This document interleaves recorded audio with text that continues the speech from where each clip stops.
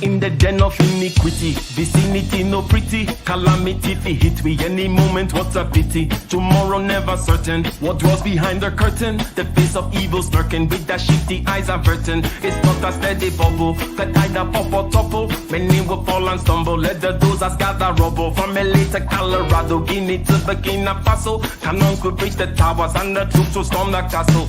I say, run, run, come, make we get it. Because the peace that is bestowed upon the meek is overrated. So run, run, come, make we get it. Calling all your daughters and your sons, we come forget it. I say, run, run, come, make we get it. Because the peace that is bestowed upon the meek is overrated. Lord, run, run, come, make we get it. Calling all your daughters and your sons, we come forget it. With the rubble steady rising, and hearts are compromising. Convictions here are stifling, making evil appetizing. The fists are steady forming, and countenance is falling. Defenses are withdrawing, possibilities are falling. In these circumstances, evil will make advances. Pick up your sword and lances, and be sure to take your stances. Victory is never promised, the battle is upon us. Gather the brave and honest, and the righteous in your corners.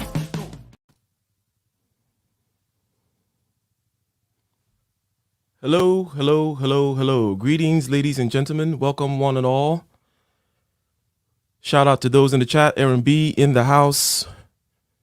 We got Solo TV 84 in the house. Mr. Dom DeMarco himself, but I will let Dr. Thunder go ahead and give him the appropriate recognition from the soundboard. Okay, ladies and gentlemen, let's get started with this. A brand, okay? A brand is about consistency and uniqueness. A brand is about consistency and uniqueness. You know, to stand for something that is firm and identifiable and distinguishable, distinguishes you from others. Okay. In most cases, we're talking about the marketplace. Okay. A brand has various manifestations, such as a logo, for example, a slogan. You know, I'm loving it, right? The arches. It could also be a set of principles, a pattern of behavior, things that people always know you for. If you're Dr. Thunder and you always got the bass guitars hung behind you and you always do the 5D thing, that is a branding, right? It's a kind of behavior, there's consistency and so on and so forth is associated with you, okay? Now, protecting your brand, right? Protecting your brand is a very important aspect of being in the marketplace, okay? Not just the marketplace, but it's also a key aspect of social cohesion and trust. We have things such as family brand, your identity, your trust, your virtue, your integrity. These things are also brandings, right? So a tarnished brand could mean anything from money out of your pocket. Ain't that right, Dr. Thunder? Or a tarnished family name could mean closed doors and a lack of trust. A tarnished ethnic name or ethnic reputation, equals social disadvantages and whatnot. Okay, so last time we spoke about taking a stand, right? We talked about standing for something, choosing a position, and why it helps to reduce the distractions and reduce wasted time and reduce the opportunity cost of standing on the fence, basically. And then lately, okay, in these YouTube streets, we are all quite aware that lately in these YouTube streets, we've had the Fresh and Fit and Abba and Preach, Fresh and Fit versus Abba and Preach saga. And that saga has brought up such topics such as branding, integrity, identity, image, clout, and all that kind of stuff, which is direct continuation from our last conversation, okay? So there are various parties in here that took a stand, right? Various parties in here that are kind of redrawing lines and around their brand. People that are saying, okay, I am for this and I am against that. And how are they navigating this? This was actually going to be the conversation we're going to have this week, irrespective of what went on. But what went on happens to be something that coincidentally, right? Just it fits in perfectly. So there are questions. There are questions of how to separate yourself from those who might tarnish your brand. And there are certain aspects such as any preventative measures. Okay, so let's just go ahead and start. Any comments so far about the branding thing that I've talked about? And the specific question to you to begin with, Dr. Thunder, is, are there any general lessons in terms of how to prevent, okay, taking preventative measures regarding those that you associate with your brand such that it does not tarnish your brand at some point? Or how do you separate yourself from those whom might tarnish your brand from whatever perspective? Yeah, I was watching Jordan Peterson. I think I was watching him yesterday. His presentation, The Value of Virtue. And something that he mentioned I thought was interesting. So he made a statement that I think was rather, I could see someone getting offended but they went with him. And that statement was that 95% of the audience, it was a packed crowd in there, 95% of them, we look at the Hitlers of the world and we consider them so evil, and we couldn't imagine that we ourselves could be guilty of following such a person. And yet 95%, he claimed, of the people even sitting in the room during his presentation would have either been pro Hitler or would have at least signed off. And the reason for that is that people don't really they don't really do research. They don't really know why they're making certain decisions. They just kind of go along with the crowd. And it's one of the reasons why things like integrity are so important, because if people are going to sort of just blindly follow you, then you better be doing it right. And of course, there's this thing in the New Testament about, you know, a moat being tied around your neck and cast into the depths of the sea for the folks that mislead, you know, others. So knowing that the general public is going to just go with whatever the fad is, and also understanding that what pop culture builds up, it is also hungry to destroy. You gotta, you have to be careful. You have to do what you say. You have to be about something. And I think when people get the hint or the whiff that something is awry, yeah, it can be very problematic. Okay, so I like what you said just now about pop culture or even people in general. Pop culture, people, the media, society, the people whom talk about you, the people whom pass on your reputation, the people whom can tarnish your reputation or boost it up, are eager to lift people up, but also what? Also what, chat? What do we know? We know this. This is very true. That you build them up, and then what do? You tear them down. This is what human beings do. This is what crowds do. This is what the mob does. The mob is fond of it, right? It's like we're gonna uplift this person, and then we're gonna blame them. We're gonna scapegoat them as well, right? We're gonna uplift somebody so that, as a matter of fact, some people say we uplift them so that we can later on kind of excrete all our guilt onto them and say, it was them. They're the bad ones. Yeah, that guy over there, the guy whom I elected, 5 times into office, and now he's the devil, right? The guy whom, was the good kid and passed, got all the good grades and got promotions and everything. And then now they're in a position of leadership. We lift them up, and then now we tear him down. It's this guy, he's a whole rot. I knew the whole time he was rotten, right? But the guard for this is to examine the evidence and to take every argument. It doesn't matter where the argument came from, on its own merits. On its own merits. I assume that people, even people that I admire the most, have significant struggles. Stuff that they struggle with, that they have likely hypocrisies, because they're human. I assume that to be the case.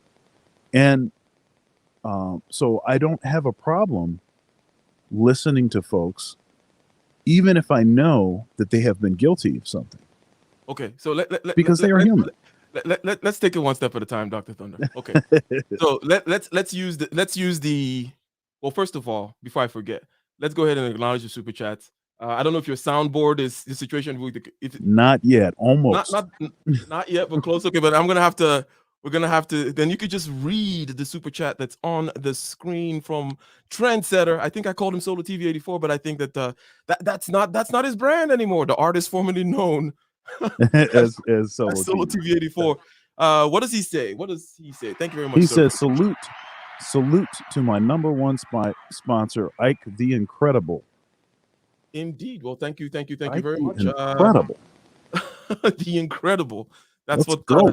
That's what that sponsorship money gets you. You two want to be called incredible? You spread a few dollars around. That's right. Shout out to Red Sings the Blues in the house. What does he have to say? He says, love to have a killer panel with Ike and Doc about the saga. We got to call it The State of the Manosphere Part 2. Okay, shout out also to another piece of super chat money that I see here. Could you read that? Do you know is that Bedstoy? Yeah, Bed-Stuy? Bed-Stuy BK. Mm-hmm. Hey, Ike and Dr. Thunder. Straight to the point. So we mentioned a number of things. We mentioned taking a stand. We mentioned why it's important to have integrity, why it's important to have a brand, protecting the brand, and so on and so forth. And I'm saying, are there ways to go about this such that you? What are the ways? What are the means, the methods of extricating yourself and maneuvering? Let me pose one kind of scenario.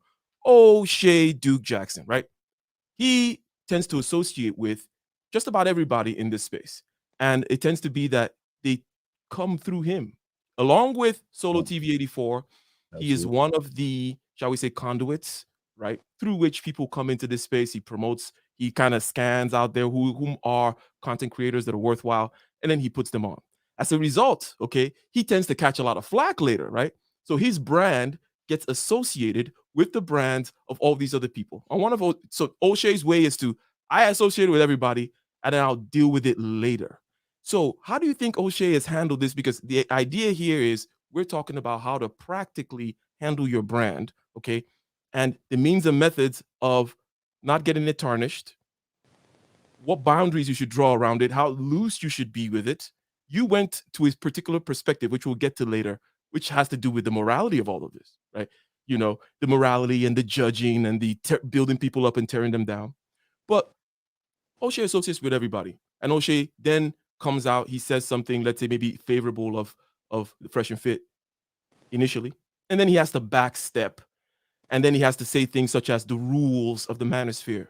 And he says things such as, you're out of bounds. How do you think about this particular mode of addressing the brand thing, where it's like, oh, I cannot be associated with this thing, because he doesn't do it all the time. Sometimes he just keeps quiet, right? Sometimes just like, whatever, right? But what do you think about this particular mode in general, where you kind of associate with everybody, but then also you start demarcating certain rules. You say this is okay, that's not okay. I stand for this, I do not stand for that. Any comments with regards to that mode of handling this situation? Well, I think, and he even said it. I mean, I saw the live stream. I think it was yesterday, um, and in the morning. And I think that he didn't know all of the info, and so he was waiting until he heard more, and uh, he actually waited until he was able to have some conversations behind the scenes. Mhm. And then once he did that and had those conversations, then he felt that he had enough information, and understood that he didn't want his brand to uh, be sort of, um, involved with the Fresh and Fit Mhm. brand. And I mean, you see this, you see this frequently. Companies will make decisions. It's like, hey, we need to distance ourselves from, I don't know, Coca-Cola or something, whatever, or Walmart. I'm a liberal politician, and I found out that Walmart is, cheating their employees, by not offering insurance or whatever it is until they work a certain number of hours, and they're not giving them that number of hours, whatever it is. And so I'm going to decide that I'm not going to deal with that. Now, um, if you're a busy person, you're not going to have time to, to research every single thing in depth. And I think what happened here was that as things blew up, um, and then more information was coming out, then that gave O'Shea some time to make some decisions, and to dig into some more info. And then he knew that their brand was not compatible. It was not in alignment with his. Mhm. O'Shea tends to be, he's pro-black. You know, he is, definitely square in the black manosphere, um, and what it is that Fresh and Fit is doing. Those guys, and I don't have any problem with those guys, by the way. I Mhm. met them. We went to the CME, and they were there. You met them, totally nice guys. I don't know enough about any of the whatever is going on behind the scenes that people are having an issue about to indict them or to say anything to malign them. However, O'Shea felt that he did have enough to make that assessment, and I think he felt like he had to do it. So there you go. Gotcha. Okay, so that is one way. Is there any particular disadvantage associated with this mode of I kind of associate with everybody? Because again, Hmm. there are other people whom say, okay, I'm gonna be more discerning about whom I even associate with, right? From the beginning, right? Right. And then if I do decide to associate with them, I am going to perhaps do it in such a way, or maybe it's at arm's length or whatever, but I'm not going to then have to go backpedal. It's just too much drama. I don't want to get involved, which would be, let's say, the Kevin Samuels mode of operation, right? And even if Yeah. I do comment, I'll do it in a cryptic way, right? Right. I'll say something. I'm not going to call out names. In other words, these are two distinct modes of managing your brand. Okay, people are going to come through, and the associations that you have are going to ascribe a certain amount of guilt or dirt or tarnishment, or they may lift you up. And the idea is, well, do you go through clean up afterwards after yourself, or you just let it chill? And for the O'Shea kind, the possible backlash against him will be, well, the flip-flopping charge, or the you're not the hall monitor charge, or, well, why did you do it that way, or, like, or you shouldn't have spoken before. In other words, again, no issue with that mode. We're just expressing or talking about these different modes and what the pros and cons may be. So anything to add there as far as, is one way better than the other? What is your particular way? Would you be more the O'Shea type that comes back and be like, oh crap, I can no longer be seen with the house of Saud anymore. These people have disgraced me. Or you just gonna be more like the Kevin Samuels, like, yep, you can see me with them on pictures. I was on their podcast, so on and so forth, but I'm not gonna say anything about it. Yeah, I think to my earlier point, if the way that you gather information, if it is by not considering the source, but rather by analyzing the argument on its own merit, by if studies and other things are cited, by going to the actual study and seeing if the study is convincing or not, rather than saying the study must be trash because I heard it from this person, or I believe the study because it came from the Fresh and Fit guys. See, that's not the way that I gather information. And so, since that's the case, I also I don't feel like I would need to make a demarcation between my own brand and anyone else's. And I will talk to anyone, and I will talk about anything with anyone. Now, people will understand that my approach is shaped by a particular worldview. I'm not preachy. I'm not trying to convert anybody, but people will know that I have a particular worldview, but that I'm also willing to talk about spicy topics if spicy topics are on the agenda.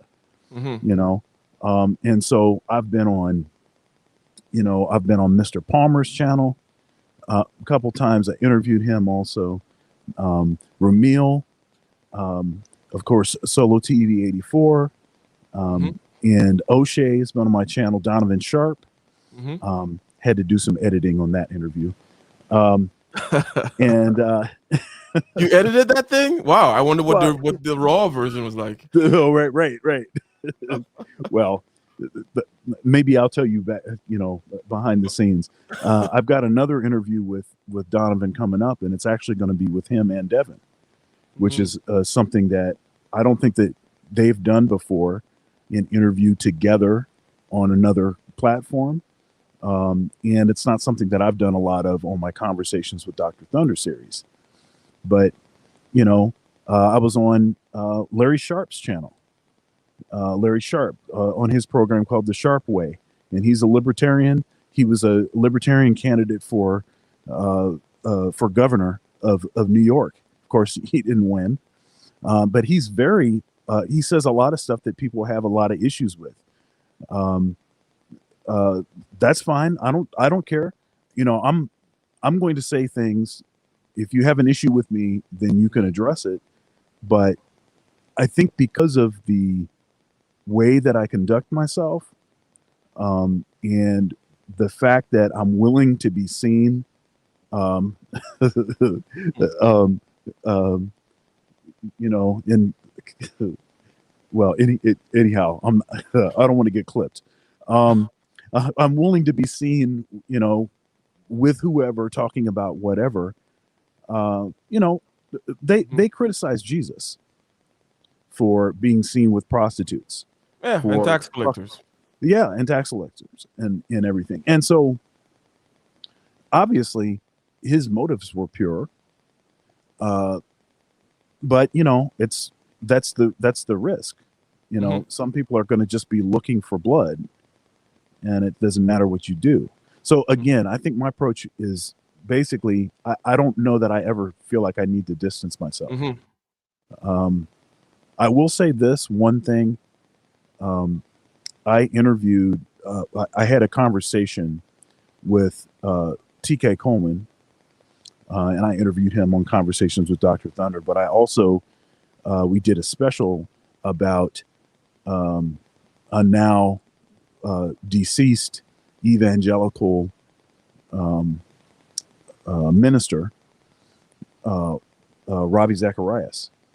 And Ravi Zacharias had meant a lot to me and to Tekoa in our spiritual development. Um, we used to read his articles and listen to his programs and stuff when we were in college, in our undergrad. And Hmm. so when he passed away, we did a tribute, and it was on my channel. And eventually I pulled it down, and I pulled it down because after he passed away, they found out that this cat was doing all kind of dirt. Yeah, found out he was doing everybody, apparently. Right. Yeah. He was doing all kind of dirt. Now here's the thing. Here's the thing. Your heroes are going to disappoint you. Just take that as a fact. They're human. They're not going to always do the right stuff. Hmm. So should I throw the baby out with the bathwater? All of the things that I learned from Robbie, should I say, you know, that came from this evil man? I should not take any of that stuff to mean anything. I learned through Robbie about C.S. Lewis, about Malcolm Muggeridge, about G.K. Chesterton. Um, you know, discovering Ravi Zacharias is one of the reasons that I converted to Orthodox Christianity. Though he be evangelical, it was the mode of thinking in his discussion about meaning and purpose that was very important for me at that time. Should I just throw all of that stuff out and act like that stuff doesn't mean anything? Of course not. Okay. That stuff really does matter. Okay. But then again, I also pulled it down off of my channel. So I don't Hmm. know, maybe I'm double talking Oh, here. yeah, 100%, because there are external effects. There are externalities that you cannot control, and it may not be worth it to leave it up there. You know, that's not the hill you want to die on, right? Right. So, and just for the record, I would state also that my mode is very similar to yours. This is a mode of, you know, I separate very cleanly the matters of, okay, to use the technical jargon, it's extroverted feeling. The matters of fairness and the group identity and cohesiveness, and, you know, are we together on this? How do we stand? And I'm just like, okay, no, there are points to be made, right? uh and there's logic and rationality behind these points. Okay, as you mentioned before, if someone quotes a statistic, the statistic is right or wrong, not because the person says it, right? These things are independent. Hence, you know, I'll go and I hang out with O'Shea Duke Jackson or Solo TV 84. I've you know, kind of been before Fresh and Fit, right? Been in conversations uh, with Fresh, right? Freshman CEO, funny guy, quirky guy for sure. But all of a sudden now, I'm not gonna come out and start saying things like, "Oh, that guy." And by the way, you do you want me to click over to your other? Okay, let me click over to the other one and take this one down. How's that? All right. Exactly. Okay, you got your computer muted. Okay, basically, I'm saying this. I'm not gonna all of a sudden now start saying, "Oh, that guy is corny" or this or that. It's like, well, I knew he was a corny guy the whole time, in not a bad way. You know what I mean? It's like, I mean, come on. Hey, he's a corny guy. Like I'm a 6'4" albino. It's just a fact. Like, it's just okay, fine. Why am I now gonna start talking about his stutter? Right? Does a stutter have anything to do with anything? He's been stuttering since forever, since I met him. Oh, now everybody wants to start talking about particulars and these ad hominems, right? It's this and it's that, and look at his face. It's like, dude, why? It's not relevant at all. Okay, so we've talked about the O'Shea way, which is I associate with everybody. I even bring people in. I take the heat sometimes of what their brand now brings to the table. But sometimes I'll come out and I'll make declarative statements about these are the rules. These you have gone too far. You cannot be associated with X, Y, and Z. I'm coming for you, that kind of a thing. And then you have the other mode of Kevin Samuels, just chill, don't say nothing, similar to yours in a certain way. Mine is also kind of the same thing. Basically, I am not going to. I don't feel the need. I rarely ever feel the need to come out and say, I was associated with this guy, and I can't. It's like, no, none of that matters to me at all. I don't give a damn about these kinds of associations and whose friend is hanging out with whom today at the cafeteria. All that is kind of bullshit. However, let me see. I think okay, there's a super chat. Can you do you mind now you got your board back? Give us a sound effect for blind guy, his wife, their life. Let's acknowledge that before we move on. Well, first I have to I have to acknowledge Trendsetter TV84. So I got to do that first. There But you go. then blind guy, his wife, their life, the big $20 super chat for the shoots, the shoots and ladders. Yeah. It's Background. snakes and ladders. It's not well, that's the name of the game that I knew. I didn't know about the shoots one. Or is this some kind of other inside joke that's completely going over my head? Um but okay. So the next point is this. Okay, how does one do damage control and public relations? Okay, when after some kind of a scandal, one could say, "Hey, you should hire a public relations company and keep your mouth shut," just like lawyering up, right? What's the first rule about lawyering up and also hiring public relations? Just keep your mouth shut, generally speaking. Okay. Now we are not all Elon Musk, and this is a issue that I think people tend to have in the sense that social media is fairly new. This idea that people can peek into your daily life, peek into pictures, videos, and so on and so forth that you posted that will last there forever, presumably. And this is going to be there for public consumption. We have not adjusted yet to the appropriate mode of judgment. In other words, presumably there's going to be a point in time, Dr. Thunder, when everybody's dirt is going to be out there and we're all going to chill out. And I think it already started to happen, right? We're more chill about quote unquote people's dirt in the public because we all got that dirt now out in public. There was a time when things need to be hidden and so on and so forth, but presumably less and less. But the reason I say we're not all Elon Musk is this: some of us, Elon Musk, for example, can go smoke weed on Joe Rogan and be a CEO of a publicly traded company. Not everybody could do that. You ain't got that much swag, right? So the idea is this: how careful should one be when it comes to your recklessness, your smoking weed on Joe Rogan's show, balancing that with how much clout you actually have to weather the storm? Are there any? What are the tactics that fresh and fish, fresh and fish? Maybe I'm hungry. Fresh and fit employed. I noticed an apology, though incomplete, some would say, right? There were actually two apologies. Well, there was apology, and then also there was a setting things straight. So they used some tactics which public relations playbook, but perhaps some preventative things were not done. Hence my whole statement of you're not Elon Musk. Not everybody can do crazy things and get away with it. You don't have that much clout. Any ideas as to what we as individuals, as people out there, whether we have a business or not, but we have this public brand, public persona in the form of social media, and how do we deal with all the craziness that we should put out there versus what we should keep close to the vest? Okay, so first of all, I think you have to know your lane. So there are certain jobs that have a morals clause. And so quite literally, you can't be caught with your pants down And there are, um, like you're talking about Musk, but part of the reason I don't know how much of it is swag and how much of it is just because he's Elon Musk. Because if That Elon is Musk a was, form of swag. I'm saying he's got that big brain swag that I can do. I can form billion-dollar company after billion-dollar company swag. Right? well, I suppose what I'm saying is I don't know that it's the swag that makes him invulnerable, Mm. so to speak. I think it is his choice of the kind of career that he's in, right? And if you are making, major bank and you're doing the kinds of stuff that he's doing, then then you don't have to worry about that. I mean, it This would is be something I like, say all the time. I just have to say this. It sounds silly. I say this all the time. I say there's certain parts of human life, aspects of human endeavor. I'm going to say it again for everyone listening to in the chat, and for those who've not heard this before. Basically, there are areas of human endeavor where the rubber meets the road and there's encounter with reality. When you're building rockets, when you're building cars, when you're building yeah, solar, there is no fake it till you make.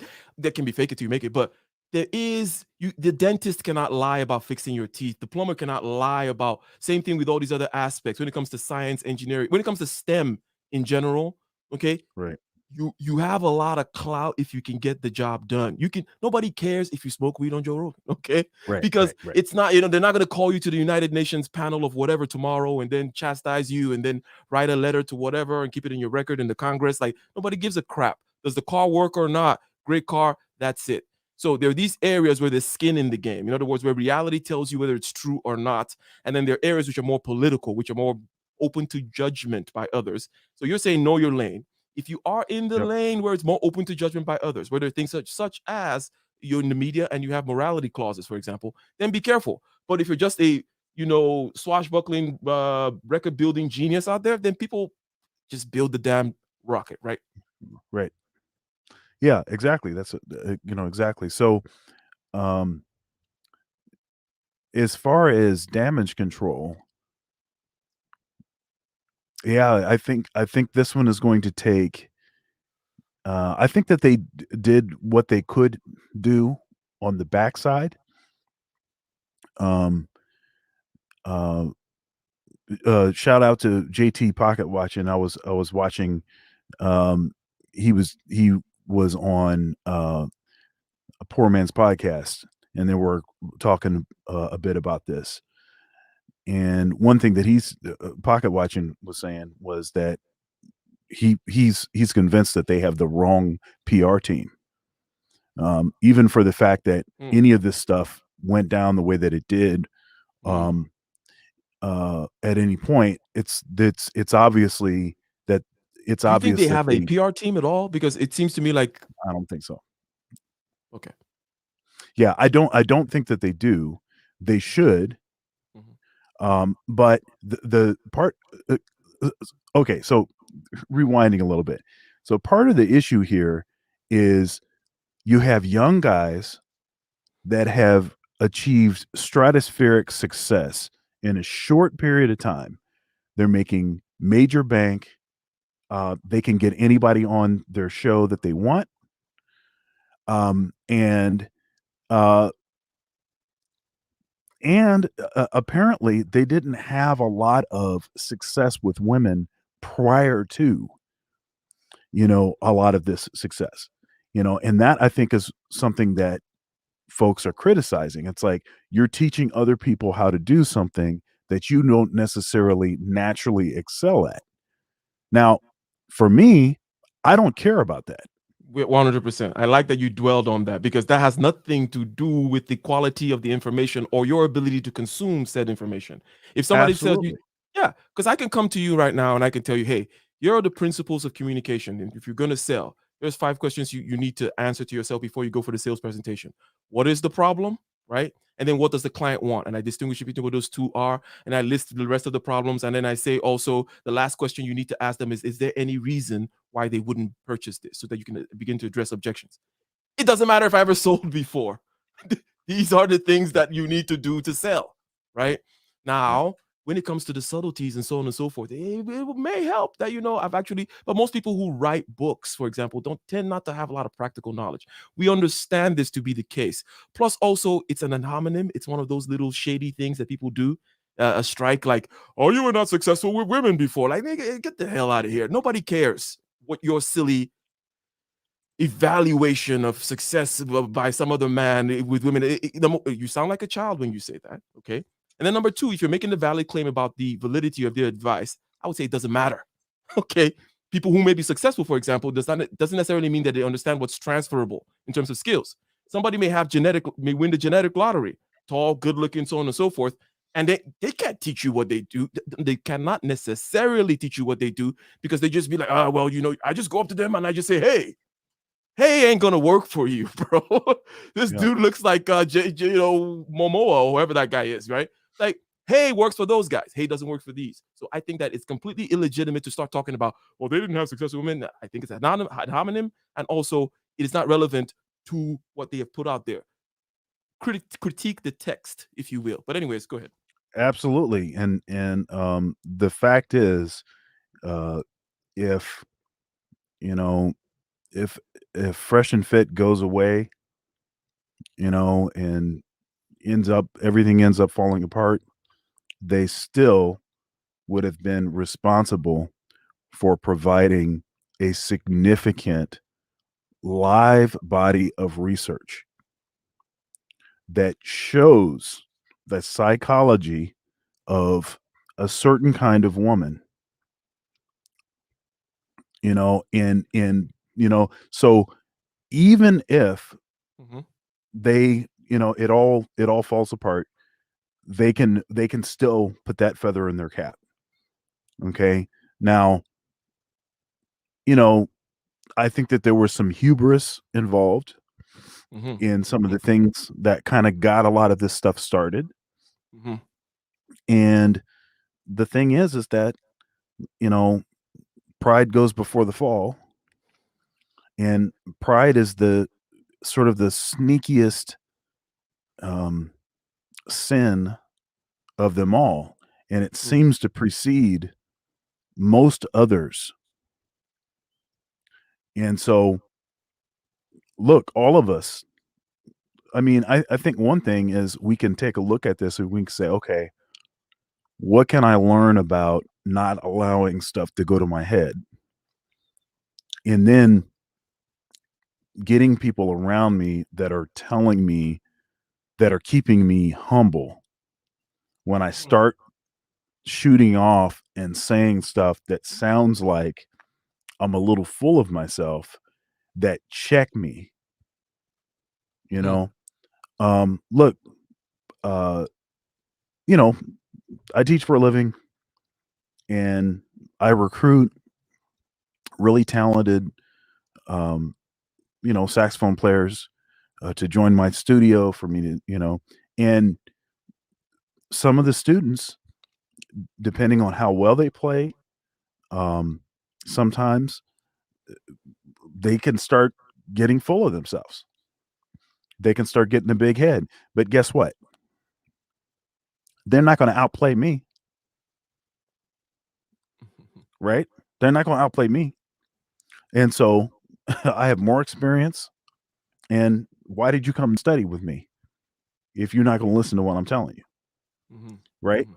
So, and we do a lot of, actually, improvising together back and forth. And, you know, if I sense that a student is getting full of themselves, I'll start changing the game. I'll start changing the key that we're playing in, changing the Mhm. tempo that we're playing Mhm. in. I'll start doing all kind of stuff and I'll lay it on thick so they understand, look, you need to keep your head, in check. Keep your head Mhm. size in check.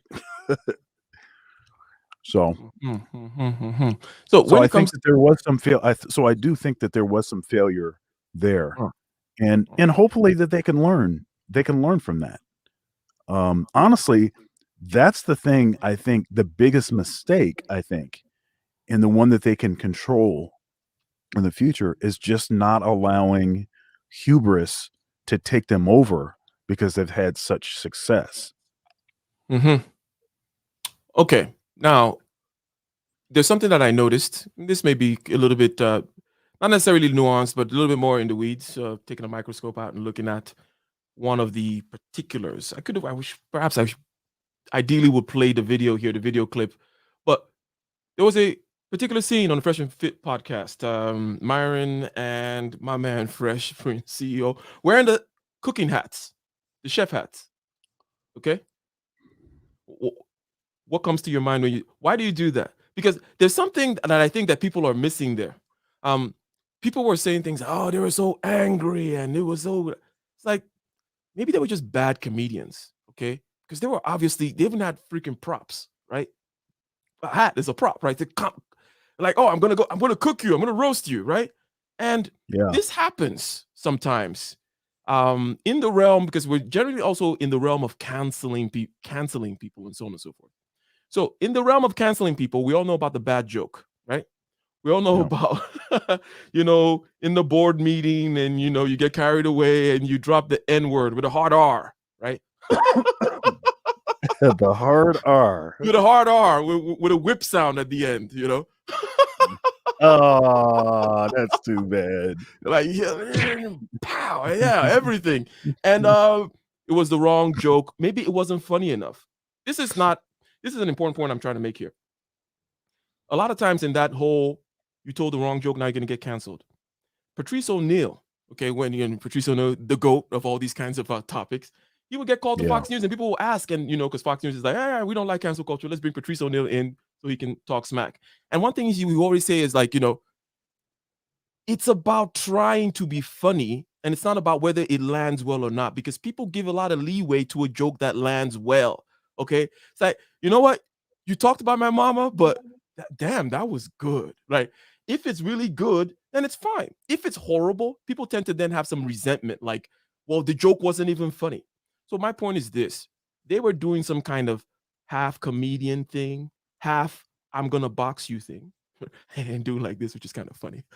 Like, well, that's not how you box Fresh. But Right. as I said, Fresh is someone that I don't have any problems with, right? But the whole boxing thing. There's a whole tradition of it, right? We're gonna box with celebrities. Logan Paul and those guys, but those are professionals. So like they actually train and everything. But there's a whole thing of we argue, let's box, right? Content creators boxing each other, and then I'm gonna put on a chef hat and I'm gonna roast you. If there were professional comedians.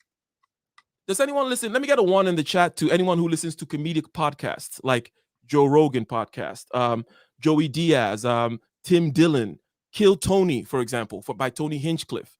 Okay. And specifically Tony Hinchcliffe and his roast comedy, right? Does anybody listen to that? Because if you listen to that, you have heard people go at each other, take it too far. And there's something specifically funny about just taking it a little too far, right? Like, whoa, I did not expect, like, oh my God, like, Jesus, my daughter, like that kind of thing. When it's done right, in the right spirit, it is hilarious. Okay. So I'm saying, was there an aspect of just, you guys should not have tried the comedy? It was a failed comedy thing in that particular thing. And my evidence is, hey, they had the hat. They're talking about the boxing. They're going within a particular kind of a tradition. So what are your thoughts on that scene?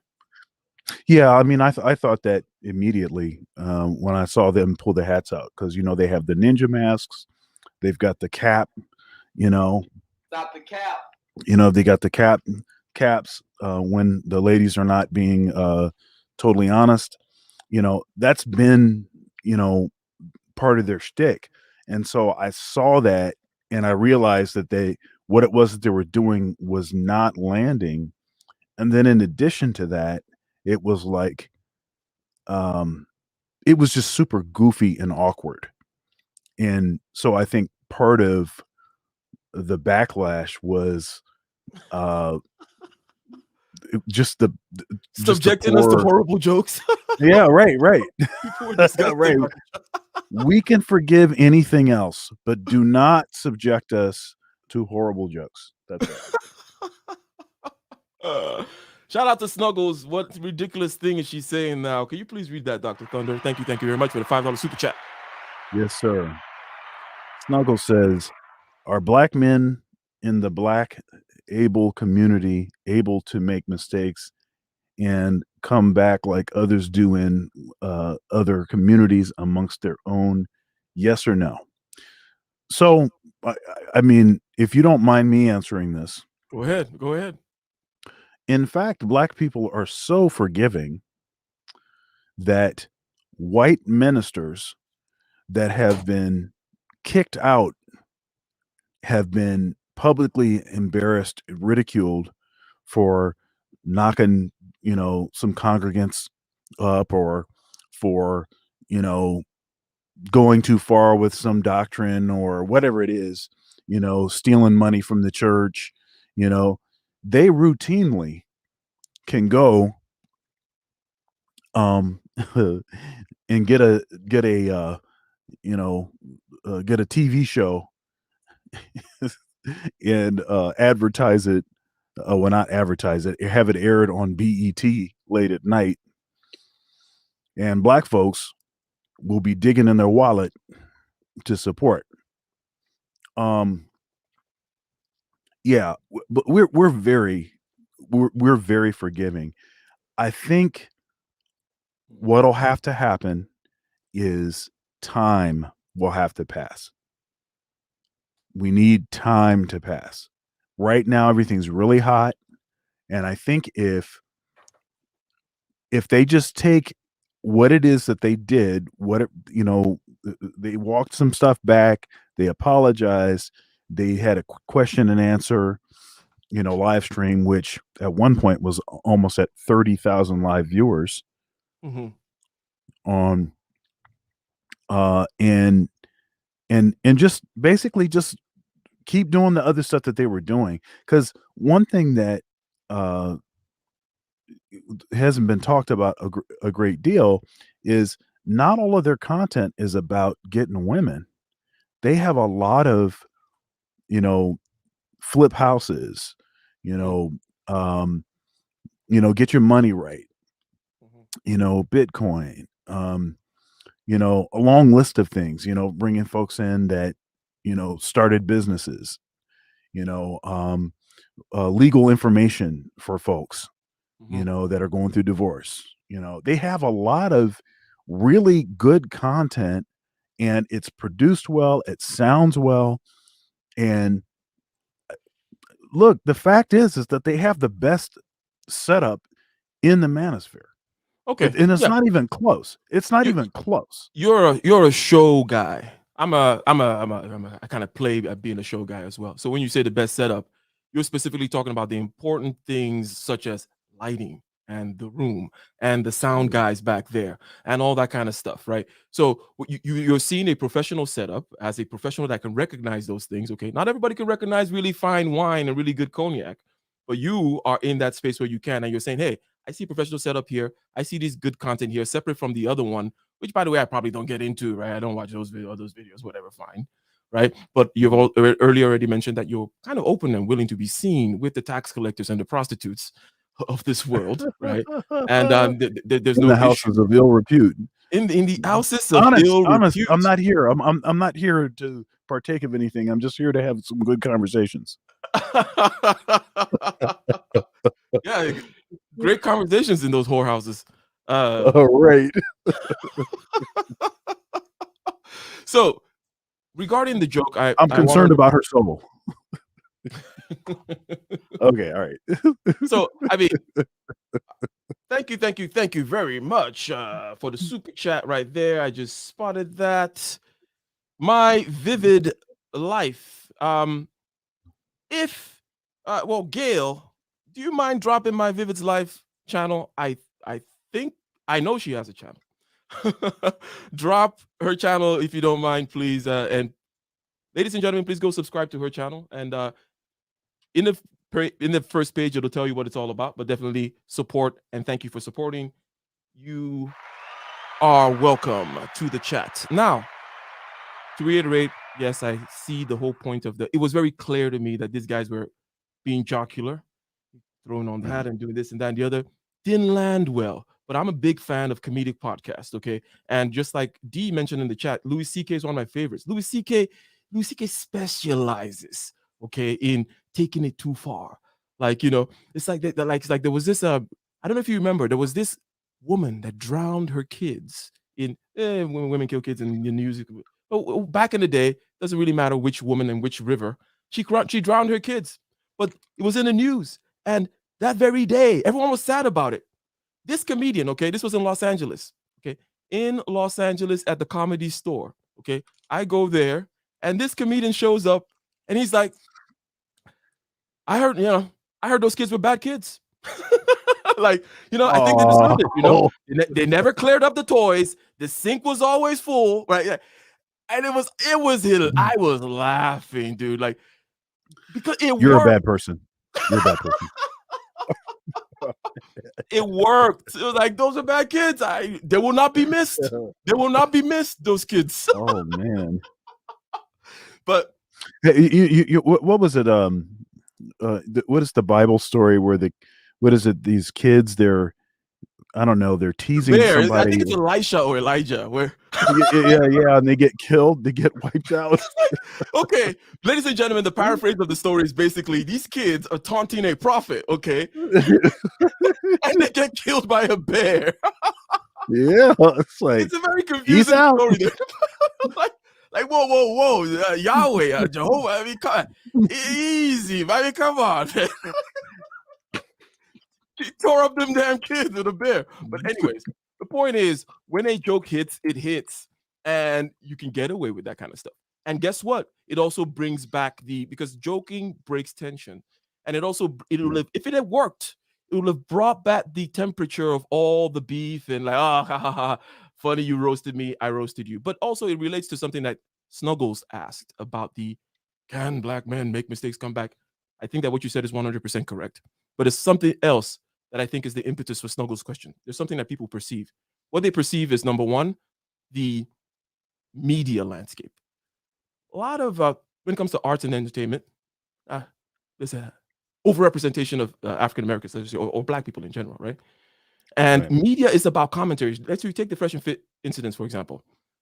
People are saying, oh, cloud chasing and commenting on it. It's like, well, these are content creators. They're there to comment on stuff. Okay. And especially when it's in your space, right? It's like, if these are things I usually comment on, people I would perhaps collaborate with. So I'm going to make a video on it, right? That kind of a thing. So it would seem as though there's a lot of bickering going on, because there is, but that is because it is media. Secondly, is the crabs in the bucket mentality that some perceive, and that is based only on a certain segment, and that crabs in the bucket is a sign of certain economic dysfunction or socioeconomic dysfunction, so on and so forth. And for good or for ill, that's also associated with, right? It's also part of the branding of this community that he's asking about. So I think there's certain perceptual problems there that would lead one to say, hey, African Americans not allowed to, or black men not allowed to make mistakes. But I think that what you said is the actual reality, in the sense that besides all this drama, in the ground, with time, it'll all blow over. And also, I would make a prediction. I'll ask you to make this prediction as well, that with time, this is also just going to blow over, unless somebody stabbed somebody in the neck or something like that, right? But I think that what's your prognosis? Because you've said certain things like, okay, 30,000 or 29,000 peak at so on and so forth. And given the pattern that we know about such things, that with time people forget, right? A new thing comes out, right? Yeah. I think all that's necessary is for them to just focus on the other kind of content that they do. Yeah, you can still have girls on. I don't think it's necessary for them to give this sort of extra leeway to the girls due to what's happened. I think they can, we can see Frank Castle. I like seeing Frank Castle. I mean, frankly, that's, when I've had a bad day, turn on Fresh and Fit, see a girl get kicked out. Man, look, it makes everything all right. But it's just, I think they're going to have to be patient. I think that there's probably going to be a temptation to try to bring stuff back up. And I think that's right now is when they really need to have some wise counsel Mhm. and have people talking to them like, look, it's cool. Don't worry about what's happening. Doesn't really matter that you've lost some subscribers. That's fine. You know, I mean, you're still getting a lot of video views. Eventually, you're going to get these subscribers back. Just Mhm. stay the course. Learn from the lesson. I think Mhm. people are very forgiving if they think that you've learned, from Mhm. something. Mhm. Um, if you know, if in the next couple months they do a similar thing, then that'll be the end. But if they have learned from this, then I think people will be like, you know what, these are young guys, and they got these girls around them all the time. They're Mhm. single guys, you know. There is something. Look, and I know this is not something that gets talked about in the red pill community very much, but um, there is something about having something to lose, having a family that will stabilize you and prevent you from making certain kinds of mistakes. Mhm. And um, you know, the studies actually show, and I was watching CGA, and he was talking about how these studies show that once you've been with the same woman for a period of time, you get married, you've been in a long term relationship, your testosterone levels actually go down. Now, Well, that's why people she's not can. happy. But uh, anyways, go ahead. Now, you can say this is, whatever. You can say, try to find something negative about that. I get it. Having higher testosterone levels tends to be better for men, better for physical conditioning, better for a bunch of things, better for energy levels, everything else. However, you pay when you have higher levels, you disproportionately make dumber decisions. And that is just truth. So there is something about being in a long-term relationship that will help to stabilize you and help you Mhm. to make better decisions, Mhm. especially if you have kids. It's like, look, I can't be flying off at the mouth and stuff every time something goes down at work that I don't like, because it's not just me, right? It's my wife, it's my kids, it's that private school that I'm paying for, it's these car payments that I have, it's all of this other stuff that kind of comes along with the family thing. Mhm. Um, and they Mhm. don't, and they're single guys, and they're just living. And I'm just saying, So the I'm two not the giving them a two pass. I'm not no giving them no a no no. pass. I'm not giving them So a pass. But the I three know things I want to the kind of quickly kind of decisions say I there. make. It's Uh, You're absolutely correct. yeah, For the first two things have to do with the kind of person also. The more potential you have, the more testosterone you have, the more of a man you are, the more you need that thing, okay? Why? Because you're good, you're a risk taker. Okay? yep, that's right. A man is a risk taker. Okay? That's what we do. That's what we're good for. We do it for Sparta, for ego, for whatever you may want to call it. We don't give a damn, Mhm. but that's what we're here to do, right? Um, Hence, when you take this kind of a man, okay, and then you bind him with a responsibility, there are two things it can do for him. Number one, it makes him more, as you said, cautious. But on the other hand, too, it also pushes him by focusing his creative desires or whatever in a particular direction. In other words, your kids are not going to starve, right? Hell Right. no. That now becomes the new Sparta or whatever, right? Because that's not what kind of a man would you be, right? So it Mhm. helps to focus all that kind of stuff. It is a sacrifice though on the side of the man. Just like there's sacrifices too on the side of women whom women are more sh- are in a better position to speak of, right? But the idea is of sacrifices and trade-offs. That's kind of the stuff of life, right? So it is a sacrifice for a man to kind of, okay, I'm going to saddle myself with this responsibility. I'm going to be more. But let me just tell that story that I always tell. Okay, the quick two scene thing where one scene you're in a desert, right, middle of the night, and 100 horses coming at you, and it's all men, all men. Second scene, middle of the desert. Middle of the night, 100 horses coming at you. But there's a little kid, there's a newlywed, oh, there's a grandma. It's families and stuff. Where are you going to feel more comfortable? In the chat, one, are you going to feel more comfortable? Push one if you're going to feel more comfortable with the 100 dudes in the desert. Or push two if you're going to feel more comfortable with the situation where the dudes have been saddled, tamed, civilized with new baby and this and that and the other. Just answer the question, and then all the genetics and whatever and the science. In other words, taking your microscope and then measuring these things, fine, in order to be able to do more direct engineering, if you will. But all you got to do is step back and look at certain things just to determine the truth of them, right? This thought experiment in the desert tells you, hey, I'm going to be more comfortable with the mixed group, not with the 100 dudes, right? Because us 100 dudes there, and we can imagine ourselves being one of those 100 dudes. Like you said, that's fresh and fit, right? One of the 100 dudes in the desert. I've been one of the 100 dudes in the desert. It's a blast. It's great. We're crazy, and you don't give a damn about anything. So let's talk about something else, and this is about friendship and what to do when it comes to how to stand by a friend when their brand, maybe their family name is, someone is going through something. Okay, your friend's daughter is going to trial for second-degree murder, right? They're getting drugged through the mud right now because of some kind of a thing that your friend is a politician.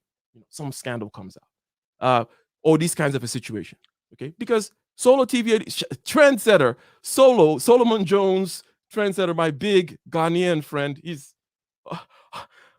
I always reveal the secret African identity of all these people, but um, he is a friend of, as I mentioned earlier, Fresh Fit, and he has defended them the whole time, right? Both in his platform and then going to other platforms. And I saw in Mr. Fantastic's channel, he said Solo's a real one, and Mr. Fantastic was making a video that was critical of Fresh and Fit, right? And Solo TV came and defended him. And Mr. Fantastic said, 100%, Solo TV is doing what he should do. Solo is a great friend, right? Yeah. and I found that interesting. Interesting on a couple of regards. Number one, I agree with Mr. Fantastic. Number two, because I'm not an expert, again, in that jargon, extroverted feeling thing, that whole, the group and what is okay to, loyalty, for example, right? And you're like, what are you saying, Ike? Are you saying you're not loyal? I'm saying my personality is such that all that kind of stuff is not my specialty, right? And there are people like that. I'm sure you know them. Okay, they're not the feelings realm and not loyalty and this and that. And how do you show devotion? Whatever, right? We get it on an intellectual level, but not my thing.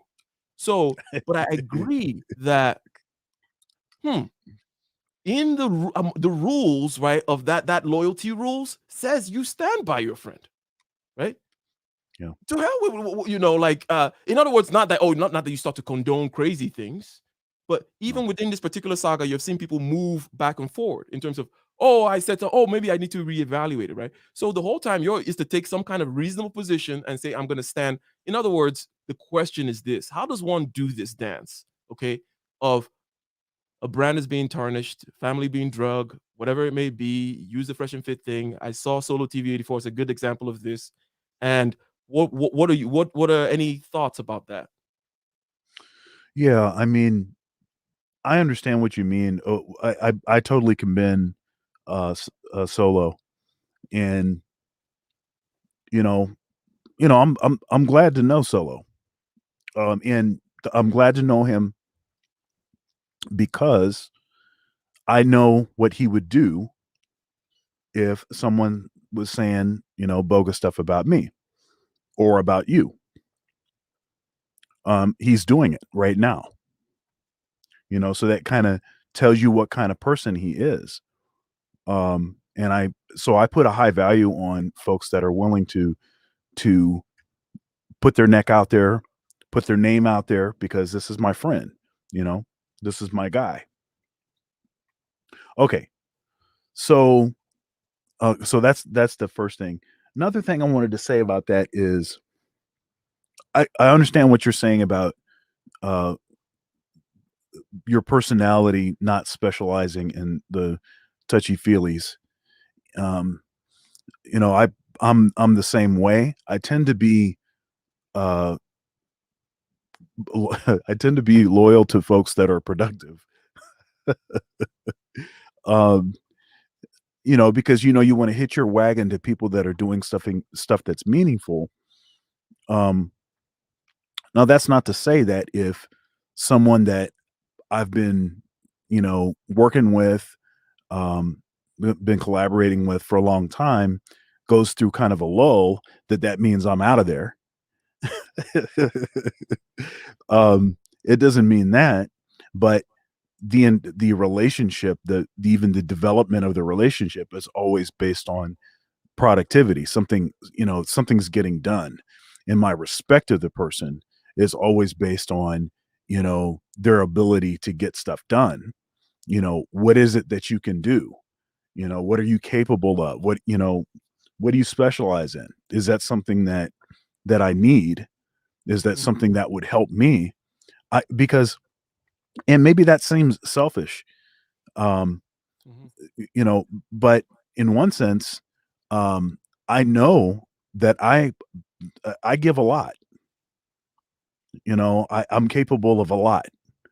I have a lot of abilities, I have a lot of resources, I have a lot of connections and all of that. So people are going to get something Mhm. from having a relationship with me. And in the past, you know, for all have simped and fallen short. In my simping days, I would not regard the quality of what it is that I was offering. I would only consider what it was that I wanted from the other person. And this was actually not just with women. Mhm. It usually was with women, Mhm. but sometimes it would be so, so you need to learn the difference between a good friend and a best friend. It is possible for a best friend to not be a good friend. Okay? It's possible for them to be a hot mess and you've been carrying them all of this time. It is totally possible. Matter of fact, growing up, I had such a friend. It was for a short period of time. I don't know, for a few years. Um, but he was my best friend. We hung out a lot, but he was not a good friend. Okay. Um, he was not really concerned about me. I mean, he was using me for what he thought he could get. Um, Whenever I needed something, it was never anywhere to be found. X, Y, and Z. A good friend will actually tell you the truth, you know, and yeah, a friend will defend you even when it's not popular to do so. Though behind the scenes, when no one else is hearing, is telling you what they really think. Is saying, "Look, I'm saying this over here, but you know what? You can't be doing that anymore." That's what a good friend will do. Hmm. That makes sense.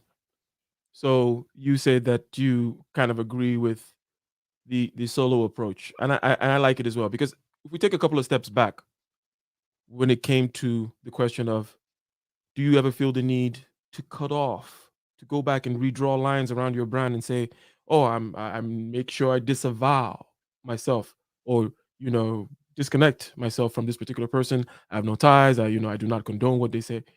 That you don't feel the need to do that kind of thing because there's a clean separation between things for you, right? You can kind of be like, okay, when I receive data, I don't necessarily just go by the fact that somebody gave it to me. I look at the reasonability of it, and I may actually check it, trust must verify, all those kinds of things. Same thing when I look at people's lives. I look at the different aspects. Okay, maybe they're not the best for A, but they're the best for B. I put them within this particular category. Not everybody is my homeboy that you get the idea, right? So Yep. because of that kind of a separation that you're easily able to make, right? You can also separate the fact that this person is your friend from the fact that they've messed up, or that the fact that you're standing by them now and the rules that govern that, the rules of friendship. Let's say that, okay? And we know these are different rules. The rules of friendship, heavily steeped in feelings, by the way, because these are not things, that you follow those. If you're going to play that game, you follow those rules, and these things are separate from what this person did. Yes, this person's daughter committed the murder, and perhaps they should have done a better job raising their daughter, right? But am I going to abandon them now and say, oh, or start doing the ad hominems that everyone is doing, saying, oh, that, everybody knew she was a horrible person, and her mom abandoned her too long. Yeah, I remember when they were in kindergarten with my son too, all that kind of stuff. So I 100% agree with that. And by the way, I did open up the chat. Shout out to the moderators dropping it out there, and shout out to the chat and all those whom have contributed so far to the conversation. Again, previously we talked about the idea, okay, of taking a stand. What's important about taking a stand? Why should you take a stand? Is it the standing part that is important, or is it the what you stand for part that's important? We talked about the opportunity cost of standing on the fence and how, therefore, when you do take a stand, you are going to be focused, remove distraction.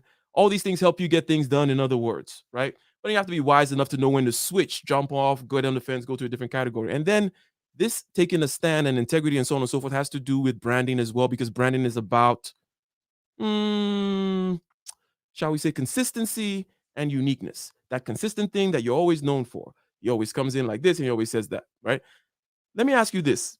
This one is where you can bring in, maybe you might go 5D at some point on this one. Anyways, maybe I should ask the question before I start talking about how juicy it is. The idea is well, now it's like now I'm pressured to go 5D. So yeah, now you're pressured to go 5D. I have to pull stuff out of my butt and stuff. Maybe I have some props around here somewhere. Oh my God. Anyways, that was funny. I'm not going to try my comedic hand there. But anyways, the morality question is this, okay? So we're talking about branding. And losing your branding can be losing money in the marketplace. Losing your personal brand could be losing a reputation, losing social advantage, losing status. For example, these things are evolutionarily very, very important to us as human beings, right? Not necessarily to you as an individual. I'm just talking about to the framework, the machine. We're kind of built that way. So morality, though, doesn't necessarily have to be in this thing. The virtue of consistency and is baked into the brand, right? But you could be the best pure white powder cocaine provider. Okay, this is your brand, right? Okay, your Dr. C, Dr. White, all right? Dr. White always has the best Medellin, Colombian, clean package delivered with brutal efficiency, okay? And that's your brand. Not very moral, perhaps you do ethical things in this brutal delivery that you do, right? Unethical things or immoral things, definitely illegal things, but this is your brand, okay? Right. So I wanted to make that clear distinction that branding, identity, consistency does not necessarily have to have what we ordinarily will call a moral content. However, the question is this: when you choose to, or the story continues, okay? So there's many things that you can pick up on. The story continues this, that when you introduce the morality into the brand, what you can get out of people is a little bit more, right? You can create a more fanatic group, okay? Think Bitcoin, for example. If Bitcoin was just about, efficiency of payment and the blockchain technology and so on and so forth, but no, it's about this moral thing about taking down the banking system and the evil redistribution of the blah, blah, blah, blah, blah, blah. It gets people juiced up.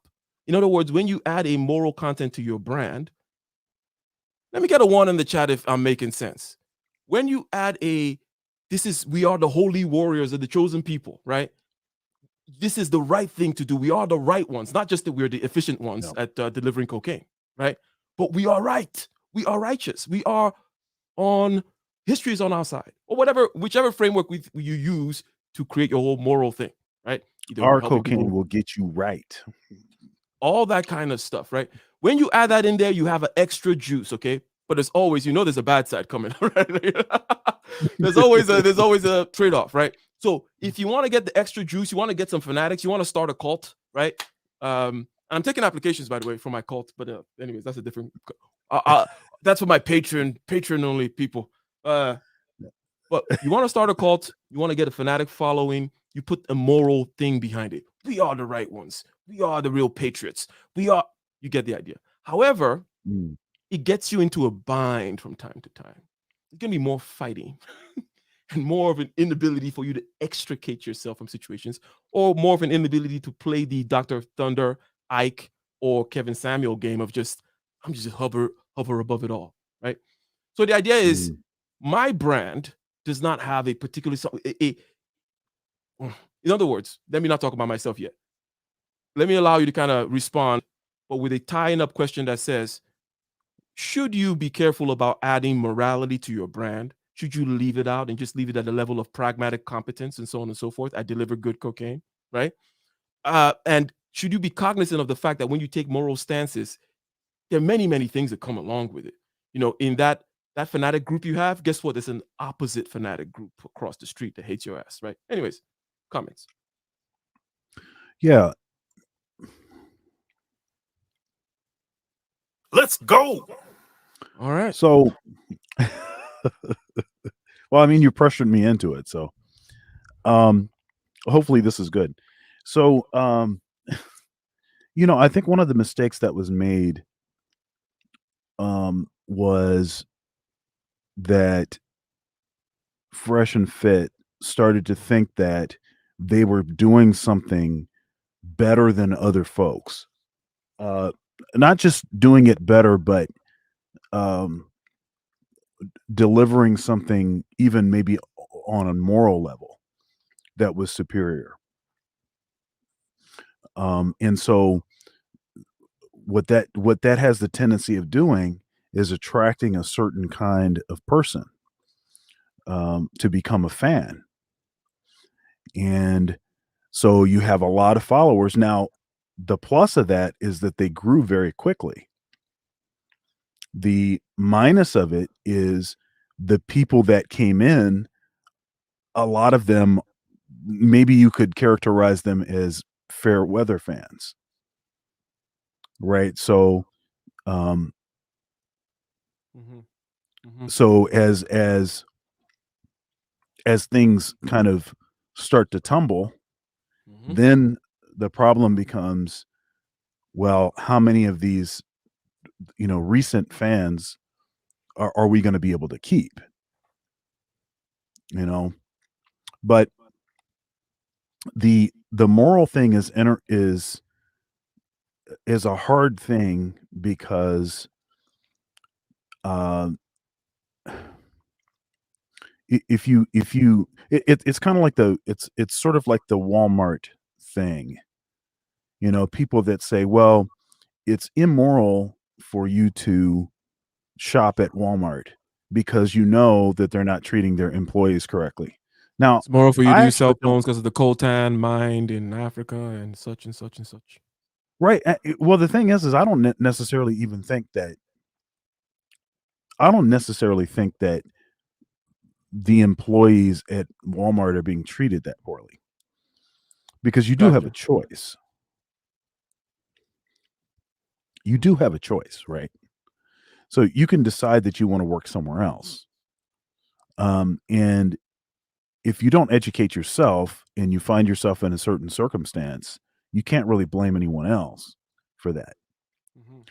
The moral thing, sort of passing judgment on someone because it doesn't line up with your particular political view of it, it's just going to muddy the water. And so that's sort of on the opposite side of the issue. But Mm-hmm. So you said earlier on as well that people will know that you're coming from a particular worldview, a particular point of view. So, in this point of view, perhaps has in there couched in it a kind of a moral outlook, right? So mhm, somehow, some way, you are able to magically somehow, okay, have this notion of yourself out there. This idea that, oh, this guy stands for X, Y, and Z. clearly clear he's this type of a person, but still you don't have it tied to your brand. Is that No. correct? Yes. Um, yeah, I mean, yeah, that's interesting. Because okay, if that's because I think it's true, but and I think it's a Yeah, high yeah, wire yeah. dance that you do, but you do it more naturally because that's just the way you're able to. For some people, they may see that as a tightrope walk you're doing. Yeah, I mean, I'm just the thing is that if there is a morality, it's the conversation. It's elevating the conversation above other things. Ah, okay. I see what you're doing there. Okay, okay. I got you. I got you. I got you. Okay, cool. If All there right. is one. But I don't yeah, because I know you like hierarchies. Um I think I've said that in each show Mhm. for the last 5 or 6 shows. Hmm. You know you like hierarchies. You'll like this, Ike, because it has to do with hierarchies, something like that. I okay. So I like that though because I wanna somehow try to elucidate that category because this is about how one handles ourselves, our businesses in this modern era of social media. All that just happened with the Fresh and Fit saga, perhaps it's a focal point, right? But it elucidates certain basic things about human beings and human interaction in the landscape of social media.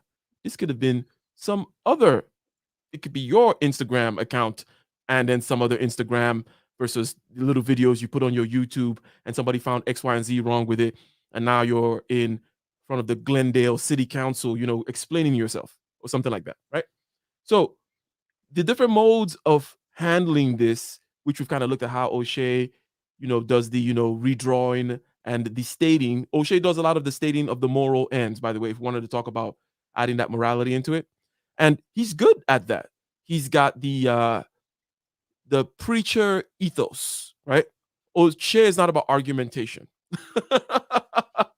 O'Shea is not about Aristotelian syllogisms. No, No. O'Shea's coming in like, these guys are doing it and I'm done with them. And you, how dare you say, look at that head, all that, look at that big head, all that brain is still dumb, that O'Shea all day. Just, that's O'Shea. So that's the preacher. That's the guy, doing that thing. And he does the moral dance well because I think that moral dance is very well tuned to that kind of prophetic way of being, if you will, right? And Yeah, perhaps and he can land a joke.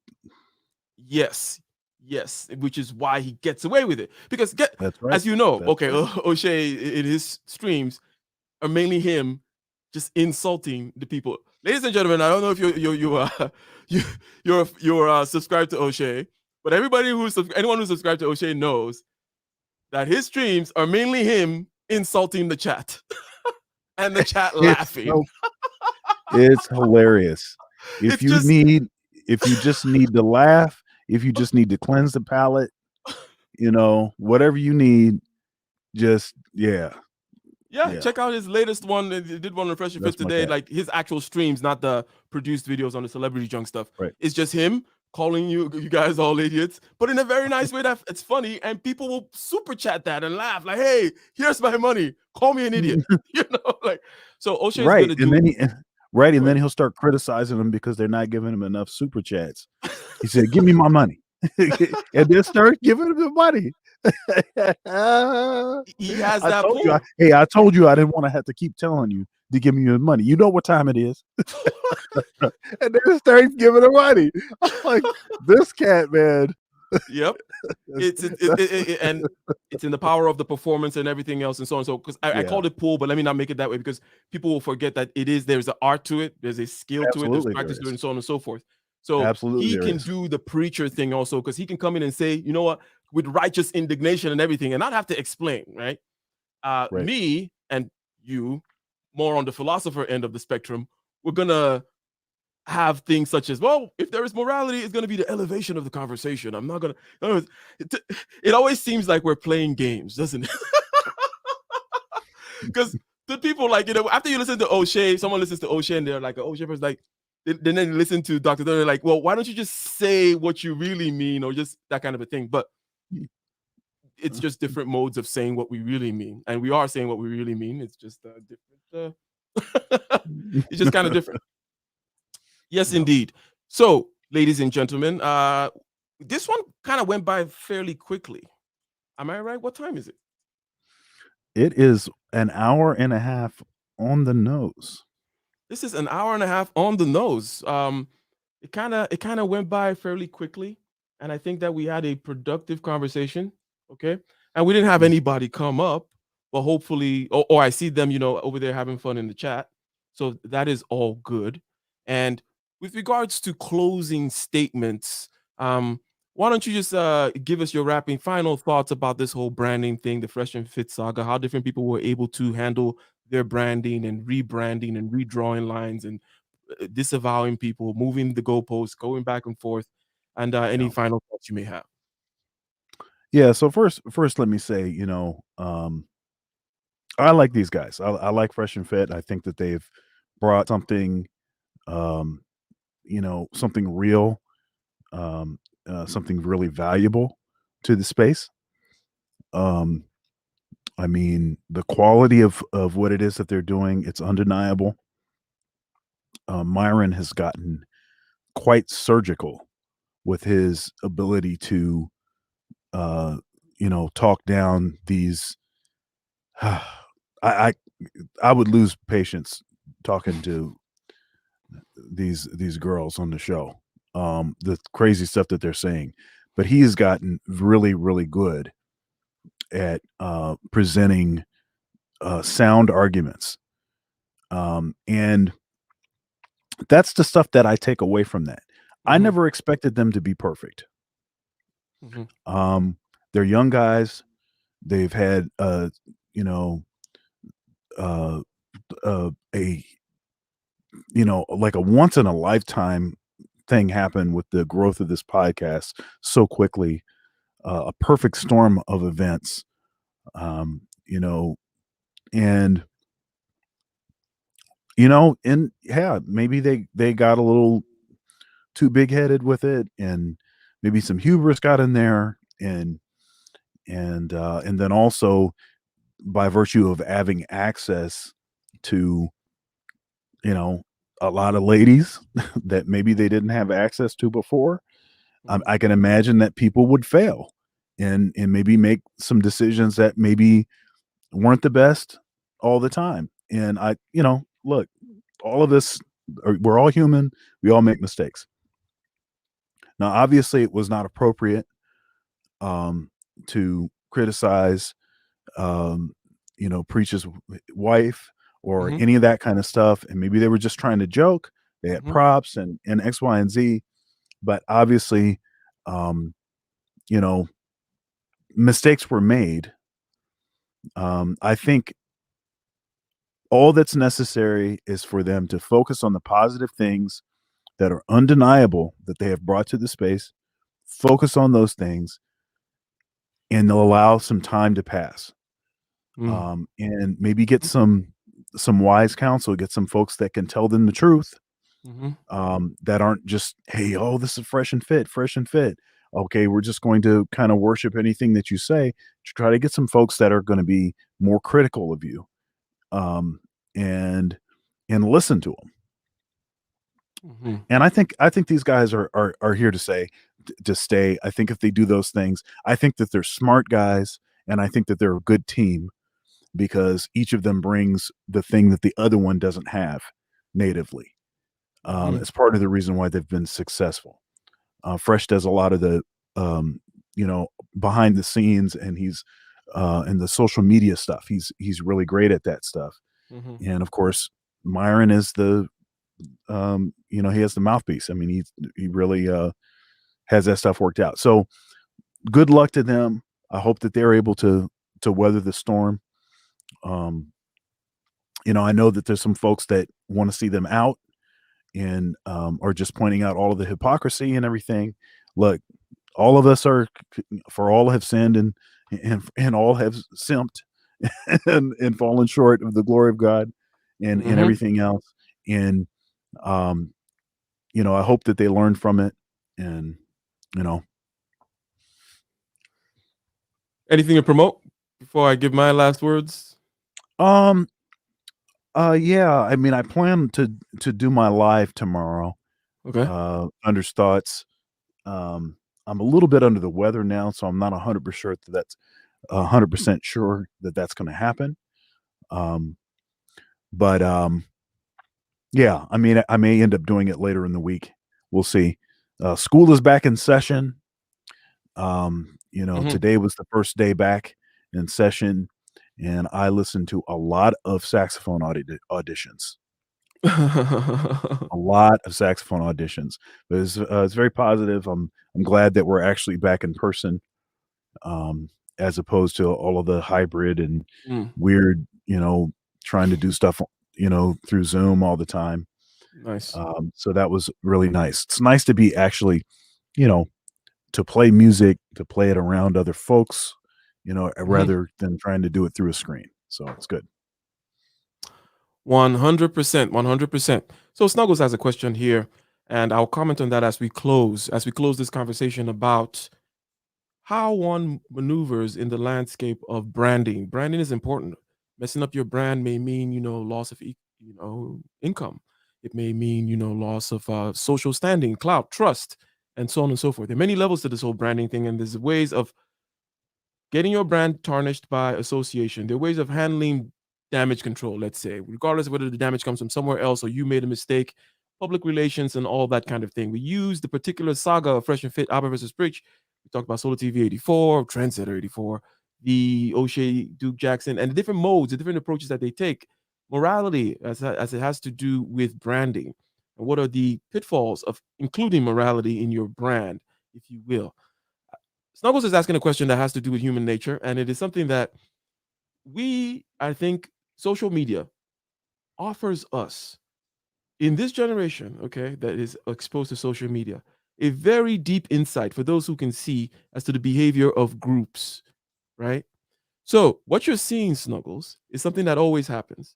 That world of FE that I said I'm not very good at, the world that talks about, my loyalty, fealty, keeping the group together, make the world of making everybody feel heard. That world is a world of not inclusion but exclusion, primarily. People think the idea of being a social animal, ladies and gentlemen, and let me get a one, Snuggles, in the chat because I'm taking my time out here to answer your question. So you better give me some response if this is making sense. People think that the idea of being social is the idea of being inclusive. No, it's the idea of excluding. The idea of being social is to clearly demarcate what is my brother, my mother, my this, my that, clearly, blah, blah, blah, and keep other people out. So when you see people start turning against people, ganging up on people, and then when you see this urge that we described earlier, the urge of the mob to lift people up and then tear them down, this is part of the social dynamic. This is something that psychologists will have to, do psychologists, if you will have to do tests and look at and so on and so forth in labs and report about. But we see it live and direct. Again, for those who can understand the model, see what's going on, we see it live and direct in social media. Okay. So this is not a special thing about any special communities, right?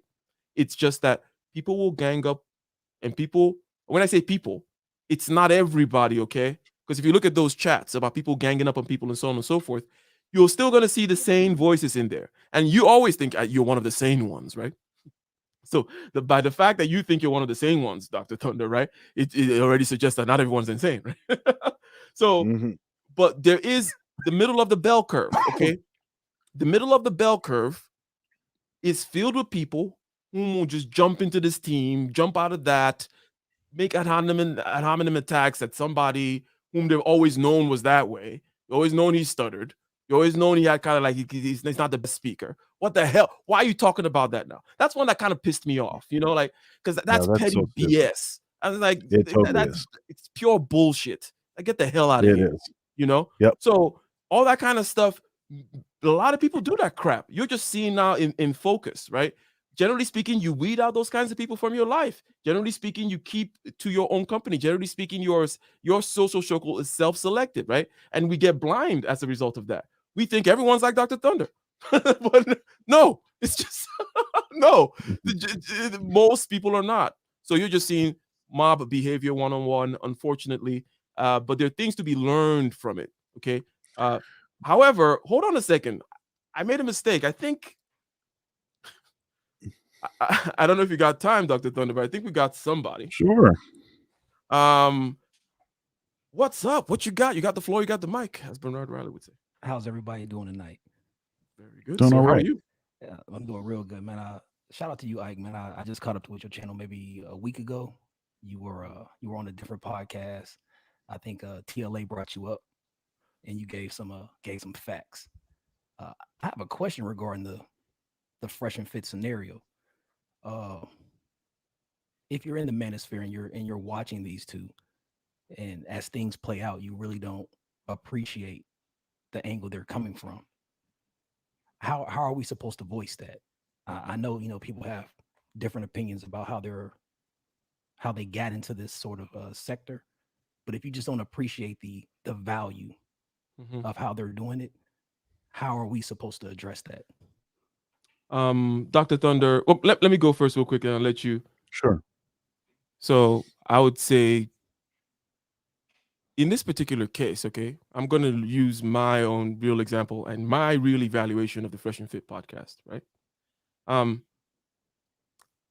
not a fan of the podcast.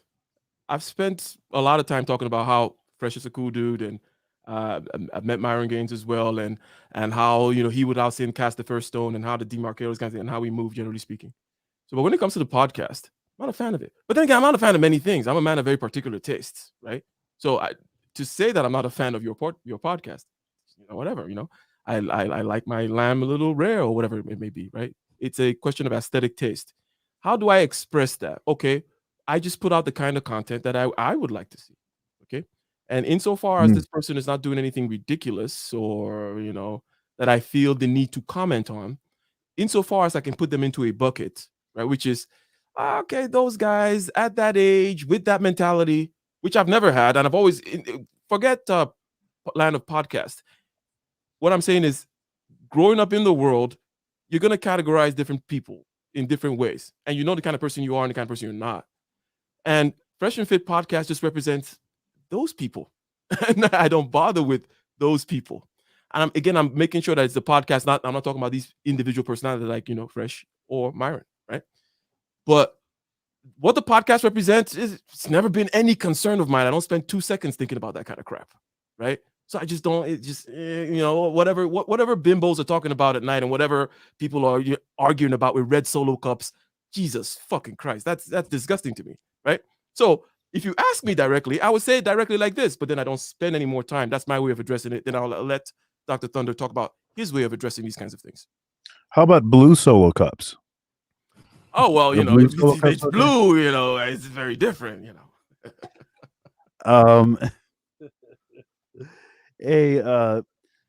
Yeah, I mean,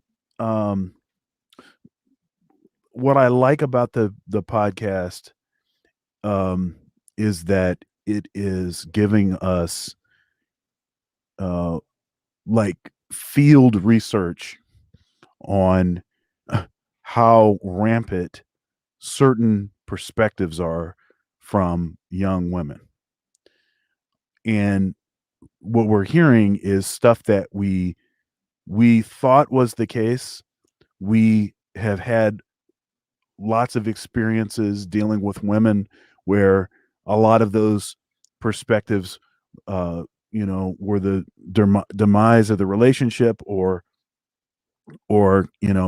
prevented the relationship from even getting started with this unrealistic standards and everything.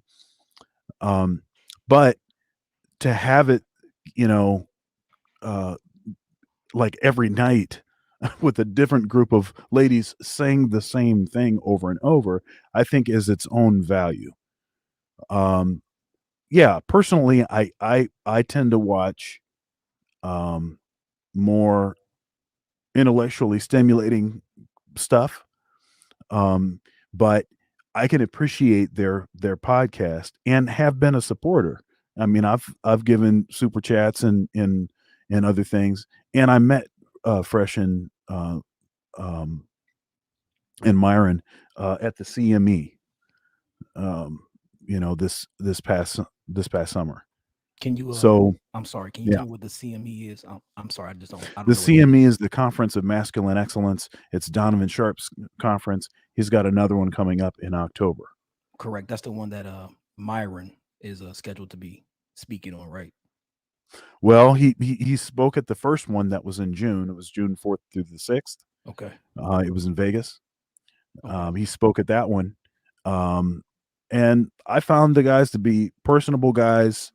You know, they just seem like regular guys. I mean, the world is watching what they're doing right now, and so I think that would have a certain kind of effect on anybody, especially in a certain age range. Well, I think that's sort of Yeah. where my problem comes, is that the world is watching, and Ike touched on this with a question about what should you add to your brand? Should you add morals to your brand, or is that out the window? And Yeah. So here's the challenge with the morality, adding morality in. Okay, so that's not hard though, right? Morality, we all understand morality, right? yeah, no, it's not hard, but Okay. if that is a cornerstone of what it is that you're doing, in other words, you're not just focusing on doing a good job of delivering the content, and morality could be involved in you're working hard and doing a good job and treating the people that you work with well and all like that, but it's not sort of like part of the messaging. It's not like, okay, well, um, you know, I mean, cults and things. Are you comfortable You with know, that? they If someone, as Dr. Thunder, if somebody went that route with your content, if they say, well, it's good, but it sort of it doesn't have morality in it. I mean, I like the production, everything looks good. And what he's speaking about, he's hitting all the points. But morally, I don't rock with it. Would you personally, would you be comfortable if somebody spoke about your channel like that, or your brand? Well, it's interesting because I don't think I don't think if people actually checked my channel out, I don't know that they would make that assessment. But if they I tend to did, talk. It's not a question, right? It's not a question for your content. People understand that they match. Right. Well, okay, but I don't know. This is I feel like a total asshole right now, jumping into a question that was to Dr. Thunder, but it's quite interesting, right? The whole moral part of the brand, and if somebody came to me and said, "Well, where's the morality in your thing?" Okay, I'm going to answer my particular way, okay? And I'm sorry, Dr. Thunder, for cutting in there. no, you're fine. When it comes to morality in general, okay, things of this sort, I find that not everyone is ready to have the conversation at the level that it deserves. Not everyone is willing or able to have the conversation to give the morality the treatment that it deserves. They want pop psychology or surface level or some other kind of nonsense or whatever it may be, right? Uh, but if one were really to come, and I see that they're so for those people, which is most people, I wouldn't even bother. I don't care that they said whether my stuff was moral or not, right? But if someone, okay, actually was able to open up the book of morality, right, and give it the treatment that it deserves, give it which will be a philosophical treatment, right? And you pick your book, you may say, okay, we're gonna go theological. I'm going with the Bible, whatever it may be. But there's a level that it needs to rise to for me to address you or anyone that brings up moral questions. Otherwise, it's just a waste of my time, is what I would say to that. It's like the whole "do you believe in God" question. I'm very much in the Jordan Peterson camp of I don't know that you're worth having that conversation with. Obviously, I'm not talking about you, but that idea of why should I be? I don't. What is God to you, and what is belief, and what is that, and why do this is too complex a thing to just be thrown at me, and it always seems like a way of checking me to be like, are you in the team or not, right? And I'm like, if it's that kind of team, I don't want to be here. So those are the kinds of things that moral questions tend to rise up in me. Like, okay, this is a serious matter. Are you able to address this in a serious way, or you're just one of these useless people out here? Anyways, I understand. Thank you. That's really it. I don't rock with them. Yeah. I would appreciate if they exited this sort of era. I'm not really into the cancel culture, but just that the idea that they're reaching so many people and maybe morality doesn't bother them at all as long as they're able to achieve their numbers. Yeah, actually, the thing is I don't necessarily think that that's the case. I think that both of them, um, I think that they espouse a particular kind of morality. Um, Are we talking about both of them on the show or both of them? but both of the guys. I mean, Myron frequently talks about how he was raised. You know, his mother is submissive to her. His father, you know, had a strict upbringing.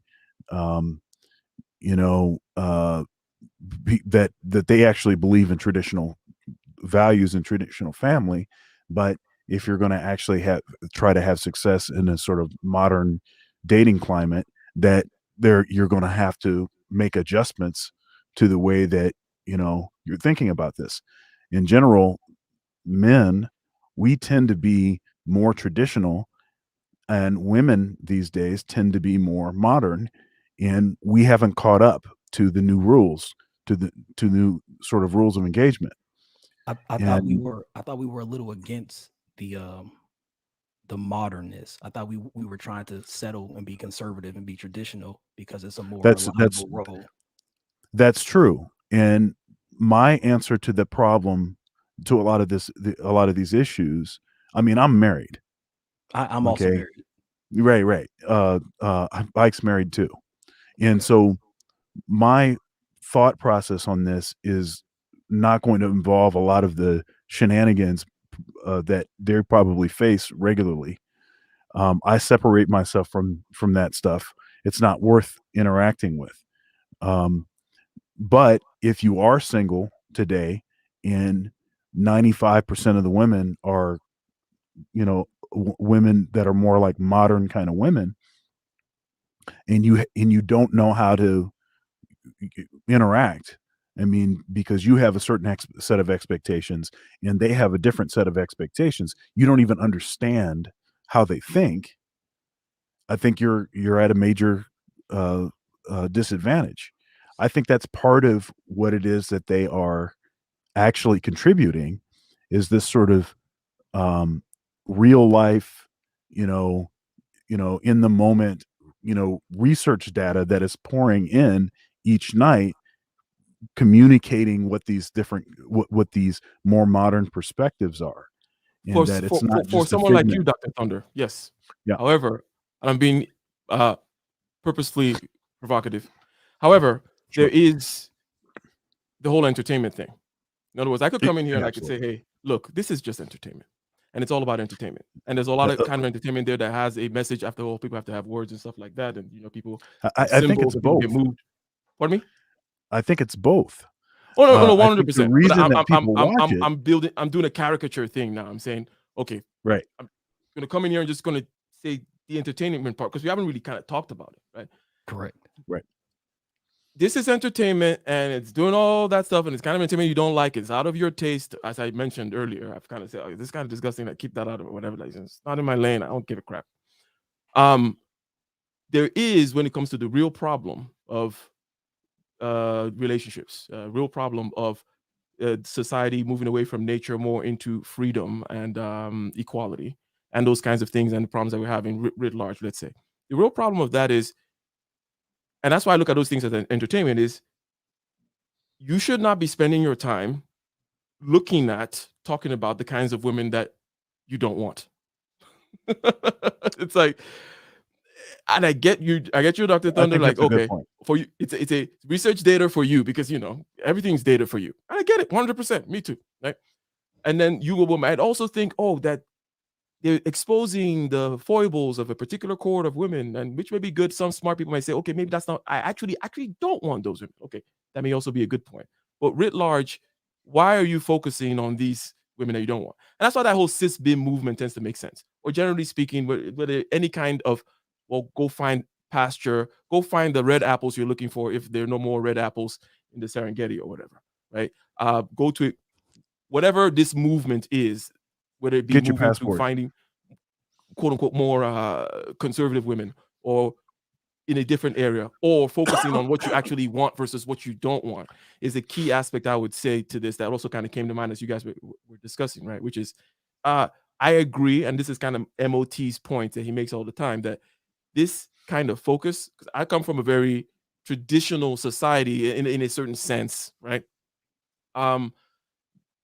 So I understand that traditional people doing traditional things don't talk or bother or think about the people that they're not, the unwashed and the, you know, the hoes or whatever, right?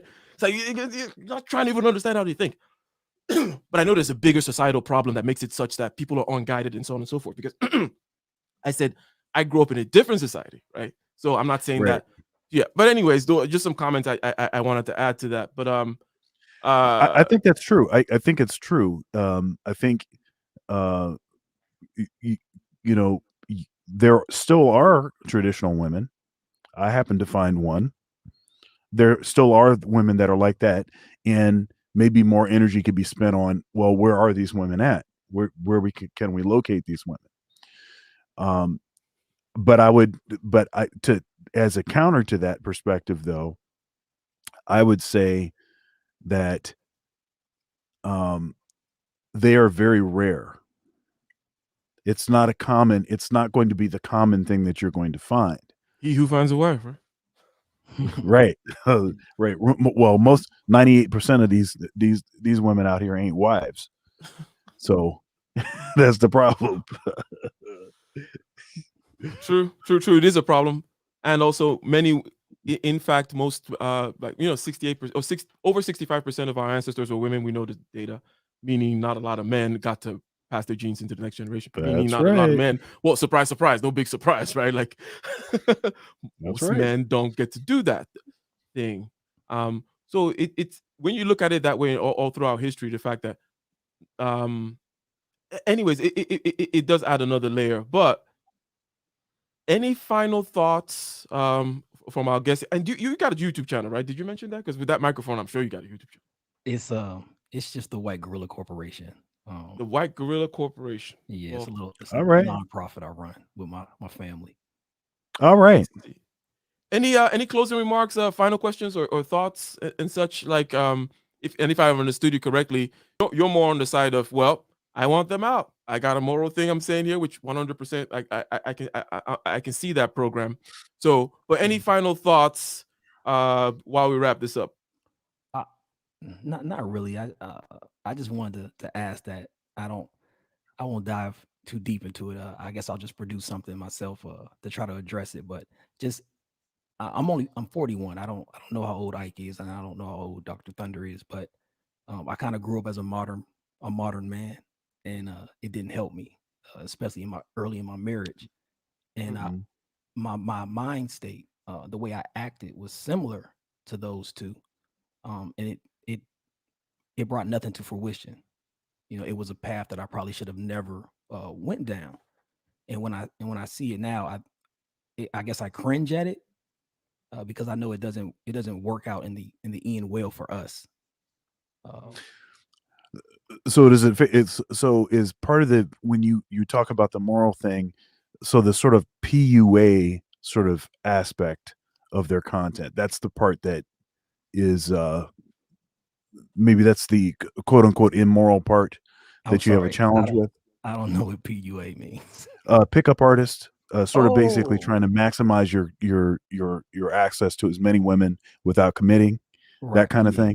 I do not subscribe to that. I understand it, Yeah, but it just in my situation, it was more of a natural, an organic sort of meeting with people. Um, right. it wasn't a numbers Yeah, game. I mean, I've always been a one woman kind of guy myself, and so I get that, and I'm a Christian guy, and so I'm not a fan of anybody being hoes, men or women. That's not something that I support.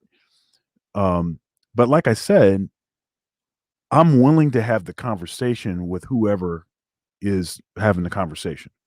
Do you think Because I'm sorry, go ahead. go ahead. No, say what you were going to say. Do you think your conversation gets watered down if you're still giving, I guess, value to what things look like, and that they're following the correct formula to reach his people, even if what they're how they're doing it and what they're talking about, you're not really cool with? Like, do you think No, I that? don't think so because I try to evaluate the argument, whatever the argument is, stand alone. Doesn't matter who makes the argument. If the argument, um, Sorry. if I can agree with the premises, and if I believe that the conclusion is a logical development from the premises, then I can agree with whatever the argument is. Doesn't matter to me where it comes from, and I can separate concepts. I don't have to take everything. I don't have to take all of the bad. I can eat the meat and spit out the bone. You know, I think one problem has been with, let's just talk about an issue with Christians in particular getting their message out and actually communicating, talking to people that actually have different views than they do. Mhm. I think Christians typically do a really good job of finding other Christians and then talking to each other about stuff that they agree with. They're not very good. They don't tend to be very good at being willing to have conversations with other folks that have different positions. You don't have to agree with what it is that they're saying. You can agree with aspects of it and take other aspects. And one thing I find interesting is that one of the biggest guys that was advocating for this sort of pump and dump, the PUA thing, Roosh V, is now a devout Orthodox Christian, and he's unpublished. He has unpublished um, all of these books that he was teaching guys how to basically maximize casual sex with women. Um, so, so obviously, someone was talking to him. Someone was willing to sit down and have a conversation, though he was probably and likely saying a lot of stuff that was not to their liking, that they may not have agreed with, but they found some common ground so they could have that conversation and then move him forward if he was going to potentially move forward. Okay, Dr. Thunder, I think you kind of countered the something which I was going to say, and then we'll go to Chaos Rain real quick, and then we got the kosher clinician in the house, which was I was going to push back when you said that you can separate concepts and so on and so forth, and which we spent a sizable amount of time talking about our particular mode. Let's just say not our, it's special to us, but that philosopher mode of sitting there and being able to, like Socrates or like Jesus, tax collector, prostitute, this, that doesn't matter, right? I know what I'm seeing, so on and so forth. But you must be humble enough to know that that is a very minority mode, that not everybody out there is Dr. Thunder. Hence, Recognize that. in what is being asked here, I sense well, you have a message. Then this message, not everybody is like you. And you may come back to me, Dr. Thunder, and say that I've heard you say before that you are after the people that are like you, which is not a bad thing, right? That's right. Those are the ones that you can reach the best. Okay. Those are the ones that you are designed to communicate with. So you're not casting a wide net, because I think that the criticism was more like, well, if you try to do it with the wide net way, your way wouldn't work, because people will be confused. They're like, but I'm getting mixed messages. But for people like you, they can get it, right? Right. Okay, but Chaos Rain, and then to the kosher clinician. Any quick comments, questions, thoughts on? No, actually, I had to keep this short, and I see the culture commission. I'm trying to get email, brother, on the culture commission. So, but anyway, in regards to Fresh and Fit, how I see these brothers are gonna move forward. How I look at it, looks like they can rebound back from this, because the internet is a vast resource. And the reason why I'm saying this is because people have a tendency to not fact check a lot of content creators. So because they have gone through this and they did their Q&A to clean up, in my opinion, yeah, they can recover from this. So where artists they have now, they're going to recruit that and get more. Probably not now, but we'll see how fast they can recoup what they've lost in the past 2 weeks. And the reason why I say this because I've seen it happen with few content creators.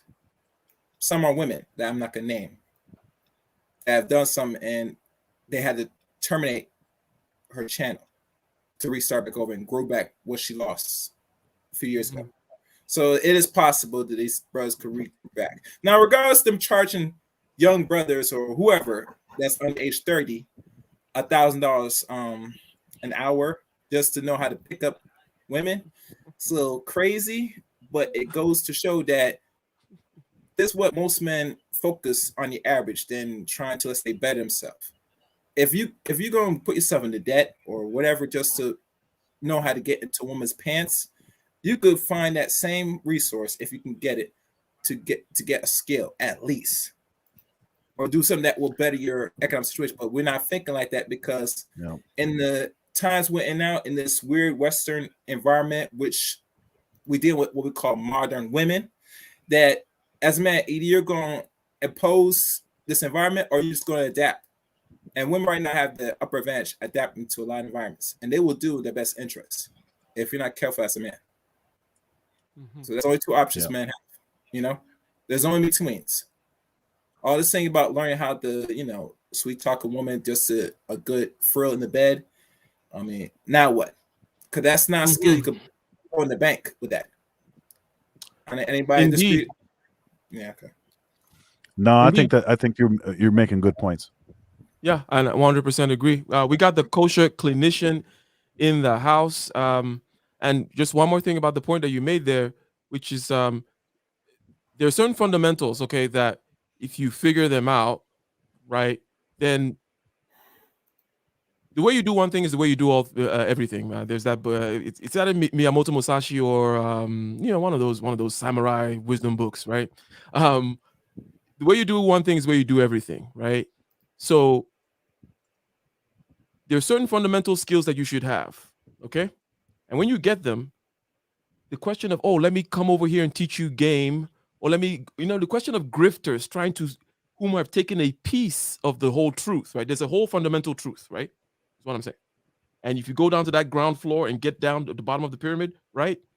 You're not going to be fooled by anyone with their fool's gold giving you some slight reflection of these different aspects of the truth, right? As, oh, let me show. It's like, no. The way you do game is the way you do business, is the way you do your workout routine, is the way you do everything. It's with excellence, presence of mind, mastery of your subjective consciousness, and so on and so forth. And everything else is just people selling you snake oil, right? But anyways, shout out to the kosher clinician. What you got for us, sir? Well, greetings, brothers. It's a pleasure to be on the platform tonight. This whole fiasco has been very, very, how can I say it? It's been eye-awakening, but also it's actually sad. You know, as a clinical therapist, I think it's paramount that we work together as men, as a team, because as you know and I know, manhood is under attack. And so I've had some private conversations with brothers that say they feel like some of the guys in these spaces really don't have the best interests of men. And when I heard Myron Gaines, that he was complicit in more or less charging these men these exorbitant fees, I found that to be very problematic. And I understand we live in a very capitalistic system, but when most men actually make mediocre salaries, they don't make a lot of money, to charge men that exorbitant amount of money, I found that very problematic. So you're definitely looking at that economic angle, and you are definitely in the space of, you know, you're a practicing therapist, right? Yes, sir. Right. So you're in that space of charging people money and giving them value for advice and so on and so forth. So it may hit home, you know, more for you to see people whom you would consider to be even getting subpar or perhaps even something dangerous. Now, what is the nature? You said exorbitant prices. Okay. Let's go ahead and assume that it's not about the prices, right? Because you know, because it really isn't about the prices, right? What exactly is the charge here in what they're doing? Well, the charge, quality of the content. Go ahead. Well, the charge, Ike, is an assault on the humanity of man. Listen, I know that we live in a very capitalistic system. That's fine. I don't have a problem with capitalism. You know, as a content creator, I want to be compensated at some point. But I think it becomes usury when you have people that are not more or less codified, you know, and understand how the human mind works. And you got skilled clinicians that wouldn't charge fees like that. And so it comes off as exploitation in my mind. You know, a lot of these men say they care about the brotherhood and they're trying to help brothers, but I do a lot of forensic analysis of some of these cats, and I study them. I listen to what they say, and when I start seeing contradictions in how they move, it lets me know that they're not really true adherents of masculinity. They have an agenda. And like I said, I don't have an issue with men making money. I don't have an issue with that. But when you charge an average working class man $1,000 and you're not going to give him the outcomes, in my mind, it's going to help him become a better man. To me, that's exploitation. I think it's problematic. It goes against ethics in my profession, but it definitely goes against the manhood code of ethics as well. Gotcha. So okay. So let me elevate, or let me just restate what you've just said, right? Which is basically elevating the conversation to a level of the whole dating coach thing, or the fake guru thing, which is way bigger than any Fresh and Fit, Manners, or anything, right? Mm-hmm. We know about the courses online, right? Oh, the Forex courses, the Become a Billionaire course, the Entrepreneur course, this course, that course, sales course, all these things, and it's pervasive in this particular economy. Many people are getting taken advantage of. So I don't know, perhaps we'll start with Dr. Thunder on the thoughts about that particular thing, because people talk about the efficacy of the whole dating coach thing, that there are no standards. Coach Clinician mentioned the aspect of qualifications, right? Right. So typically you have qualifications, you have some kind of tested things, and things are proven, it's up to a certain regard, quantifiable. At least you know people have gone through a certain standard. Okay, this person knows at least X, Y, and Z. That in these areas where this is missing, whether it be in cryptocurrency guru, or sales guru, entrepreneur guru, or dating coach, what is to be done there?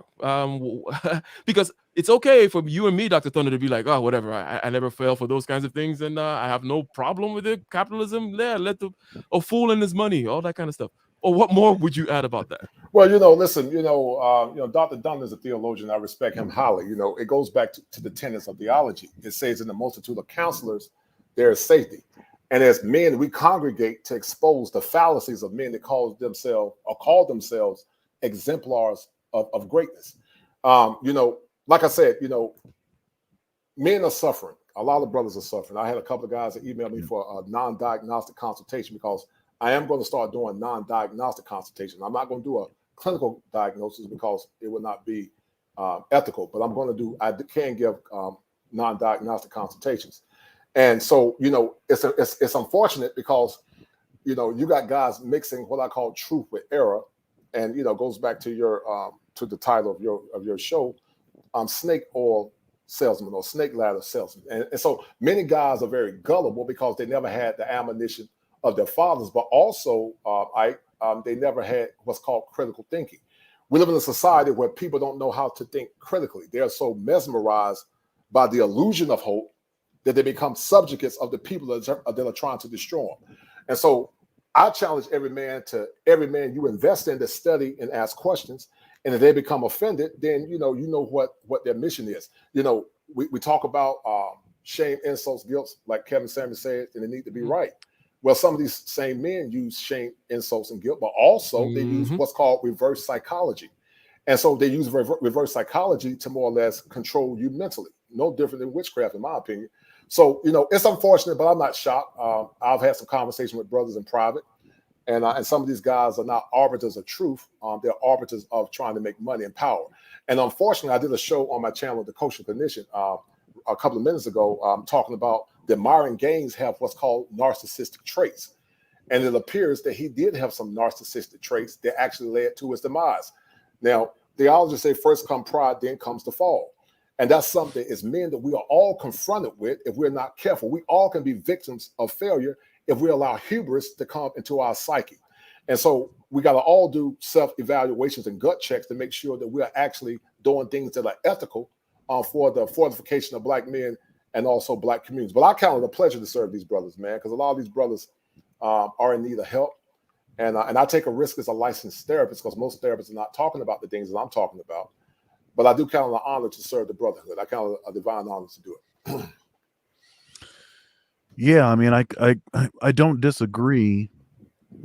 And as a matter of fact, I mentioned the pride going before the fall, and I mentioned the thing with hubris. And one of the issues I think is these are young guys and likely didn't have as many sort of more seasoned folks around them, talking to them about things. Also, I think that they needed some sort of a PR manager, because there's a lot of mistakes that were made they could have avoided. Now, with respect to taking advantage of folks, of course, this is sort of a relative sort of term because, yeah, I mean, if someone is spending $1,000 and they ain't got no money, it seems to me that most of the issue is that a person would be willing to spend the $1,000 when they can't pay their bills. Right. That seems to be another sort of issue. I'm not totally taking the responsibility off of dating coaches and other folks. Yeah, credentials I think are important. In a certain way. I mean, I'm Dr. Thunder. I actually have a doctorate. Right. It's not just for marketing. It's a pretty effective marketing, but it's not just for that. I actually do have a doctorate. So I see that's important in if I see folks giving funky information, and also am noticing that they're charging a lot of money for it, and they're also not credentialed, and I know that they're taking advantage. I suppose I might have an issue with that as well. But when people sort of choose, people choose their own path, Right. And so when you make mistakes, there's consequences for making those mistakes. And when you sort of look for answers in the wrong places, and you end up with empty results, hopefully that becomes its own teacher. Mm-hmm. That you don't make those kind of decisions again. So you spend $1,000 and you didn't get anything that was worth anything, or maybe you do feel like you got something that was worth something. I don't know. It's a complicated issue, because if say for instance, if the persons that were buying the advice were independently wealthy, would you still have an issue? Is it the dollar amount and your knowledge of how much that service you think it should actually cost that's the issue, or is it just simply taking advantage of folks that don't have any money? Right. I think it's a combination of both. I think the qualifying answer would be, how much is enough? Listen, I'm a licensed clinical therapist. I'm a licensed professional just like you. And as I said in the past, when I do these platforms, I call it clinical science imitating human art. And so it's like an amalgamation of human science, clinical science, with art, but you have to sell it in an artistic form, because if I give people dry clinical concept, they're not going to understand it. But similar to the prophet Jesus, when he spoke in parable, he used parable to convey the richness of the gospel. So just like as a therapist, I use clinical terms to more or less integrate it into the manosphere to help men understand what choices they have. Because listen, a lot of men, you think about Dale Curry here recently. He's going through a divorce, and we see this trend happening over and over and over and over again. And so, I created a term called a schema affliction, which basically means in cognitive behavior therapy, schema means a fixation, but an affliction is due to pain. And a lot of men have schema afflictions because of the things of the past, due to unresolved trauma, but they're currently going through schema afflictions.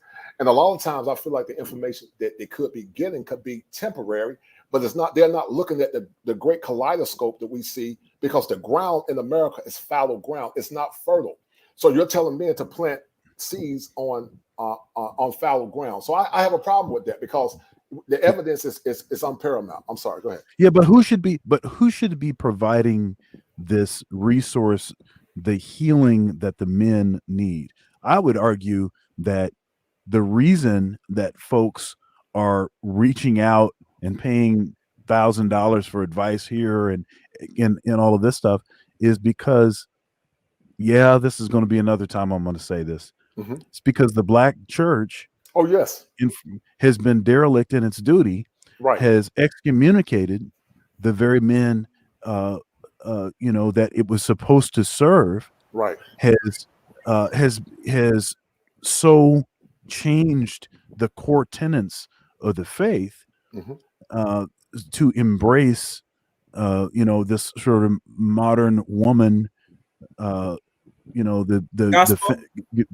right, and this third and fourth wave feminism, all of that stuff has been so inculcated in what the modern black church is doing. It's now not all churches are that way. Not all black churches are that way. What's my man's church? Oh my goodness. Creflo Dollar. But Oh no Pastor no Jennings. no. Jennings. Yeah, Geno Jennings. Yeah. Geno ain't into that stuff. He's telling the truth, and you can see that his church is full of men. I highly doubt that the men that are in his church are calling dating coaches and giving them $1,000 for advice, because they're getting what they need from that church. Right. So right. see, that to me is the primary issue, and that's why folks are going other places. Black folks tend to be very religious. Most of us grew up in some kind of church, kind of setting, Some and institution. Yeah. and so the fact that we're not still in that setting tells you that something's wrong. I mean, there are plenty of women. It's not like the women have left too. No, there's plenty of women in church.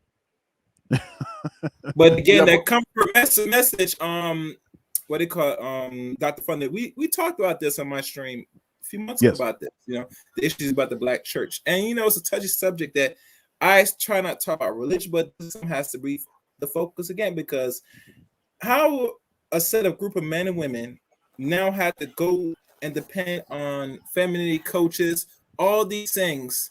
This shit never existed 15, 20 years ago.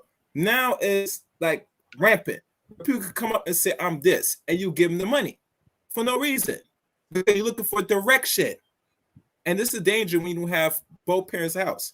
No structure. Now you're going to be seeking some direction in your life.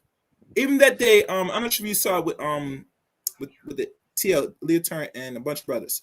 How one brother was still questioning what he should be doing. You get me? And he's like under 25. You get me? So he's seeking people and trying to find answers. So he's going to try to come to YouTube, podcasts, find some answers, because he's not getting where he's at. And that's the honest truth. And this is where it becomes very dangerous. Because I'm hearing a lot of people that come here and they find the information at a more faster rate, but they're not really dissecting and have guidance of what you're doing or what you're seeking. One time, most of you brothers older than me, you have to work hard to get the information, do the grunt work. Now everything is given to you right here in a handheld, a tablet. So you think there's not need to go seek human validation. People that's been experienced, you think you got it all because you got the technology. No, this is a crutch. You still need human interactions. You need somebody that's older to guide you, so that way you don't slip and bust your head like the crate challenge. There we go. Not the crate.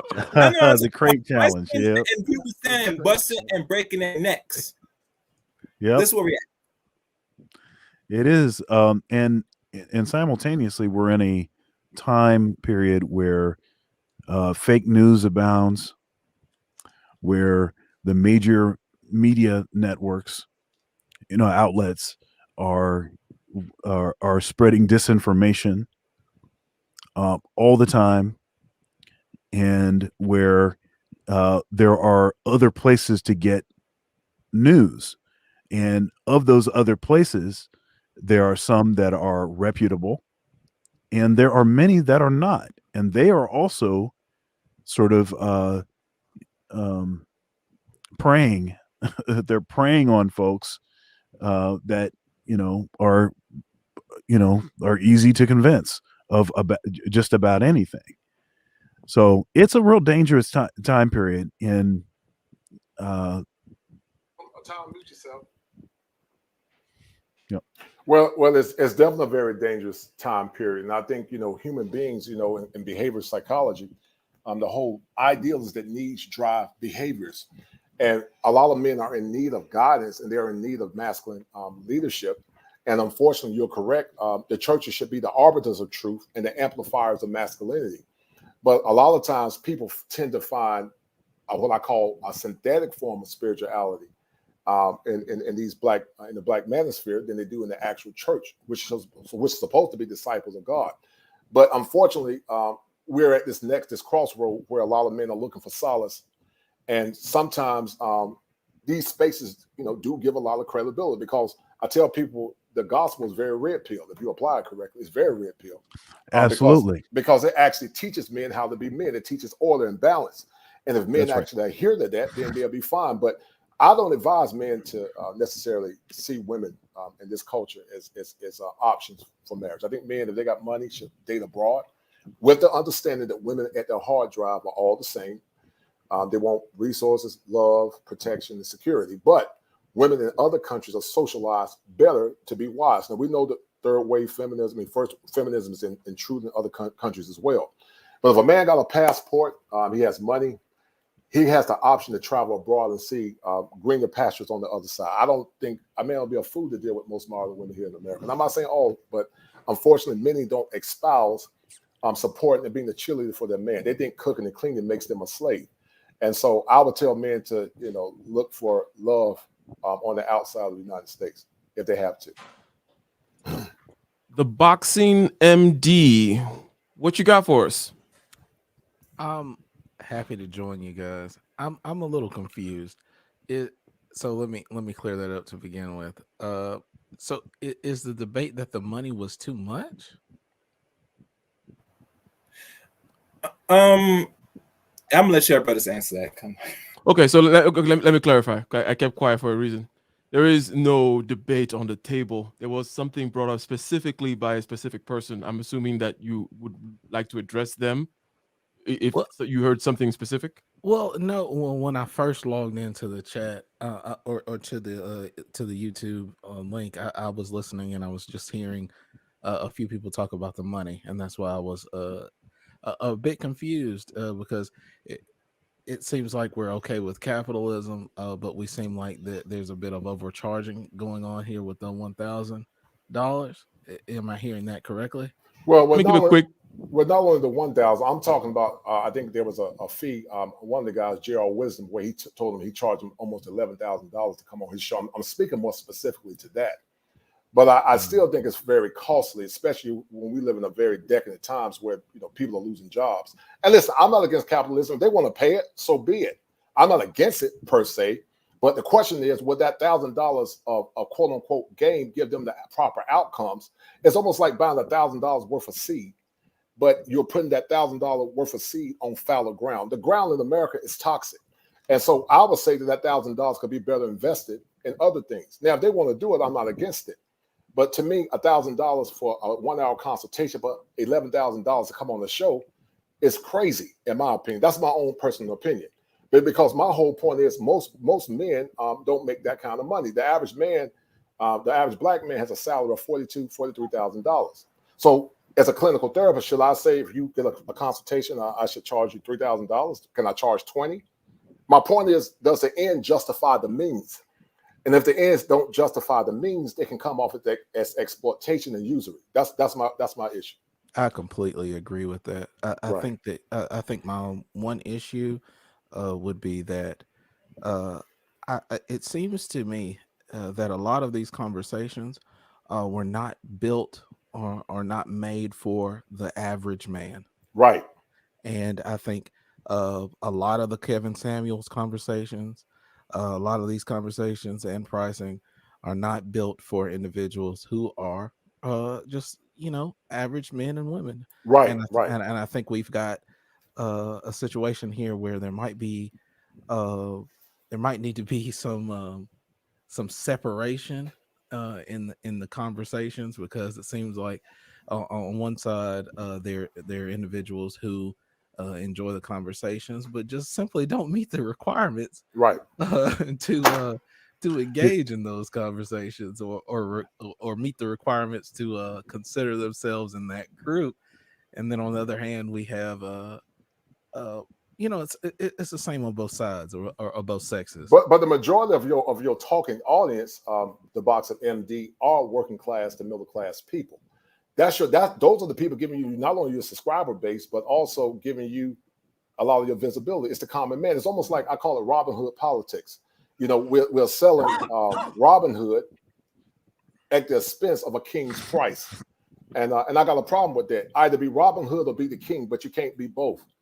And so a lot of people put themselves in a predicament where they assume to be assuaging people like I'm here for the common man or all men, but your target that you're trying to reach don't make the kind of money. Look, like I said, I'm not against men making money. I'm not against capitalism. As a clinical therapist and as a content creator, I will charge people as well, but I don't think I would be so unwise. I would do what's called, like in clinical world, we have what's called, how can I say it? We have what's called scaffolding or like the fees are like, it's like a scaffolded fee where it's descending. And so we just don't, you charge people based on their income bracket, but some could argue. Yeah. So you have the same issue that that I have with prosperity preachers. Right. Yes, sir. Right. Okay. So prosperity preachers, the folks that they're getting the most money from, right, it ain't the people that can afford to give them money. Yes, sir. Right. It's the folks that are under the poverty level. They're just at this point they just need a miracle. Their house is about to be their car is about to be repossessed. They're about to get kicked out of their house, and they don't have enough money. But hey, I do have this $500. Maybe right, if I give it to this preacher, and then some miracle's going to happen. Yes, right? sir. Right. Exactly. Right. So that's right. So that's in I was kind of getting that vibe from you when you were talking about this. See, the thing is that the reason that we have that feeling in a church context is because we know that is wrong. I mean, it's violating several, moral principles, biblical principles, X, Y, and Z. And it's heretical, that whole prosperity doctrine stuff. It's heretical. That's why we have an issue. Right. It's a little more challenging to apply that same standard in the free market, so to speak. Right. So it's like the folks that are spending this money, they may or may not espouse to a particular set of morals. They may not have those same values. And yeah, I still have an issue with it. I still don't want to see people getting taken advantage of. Right.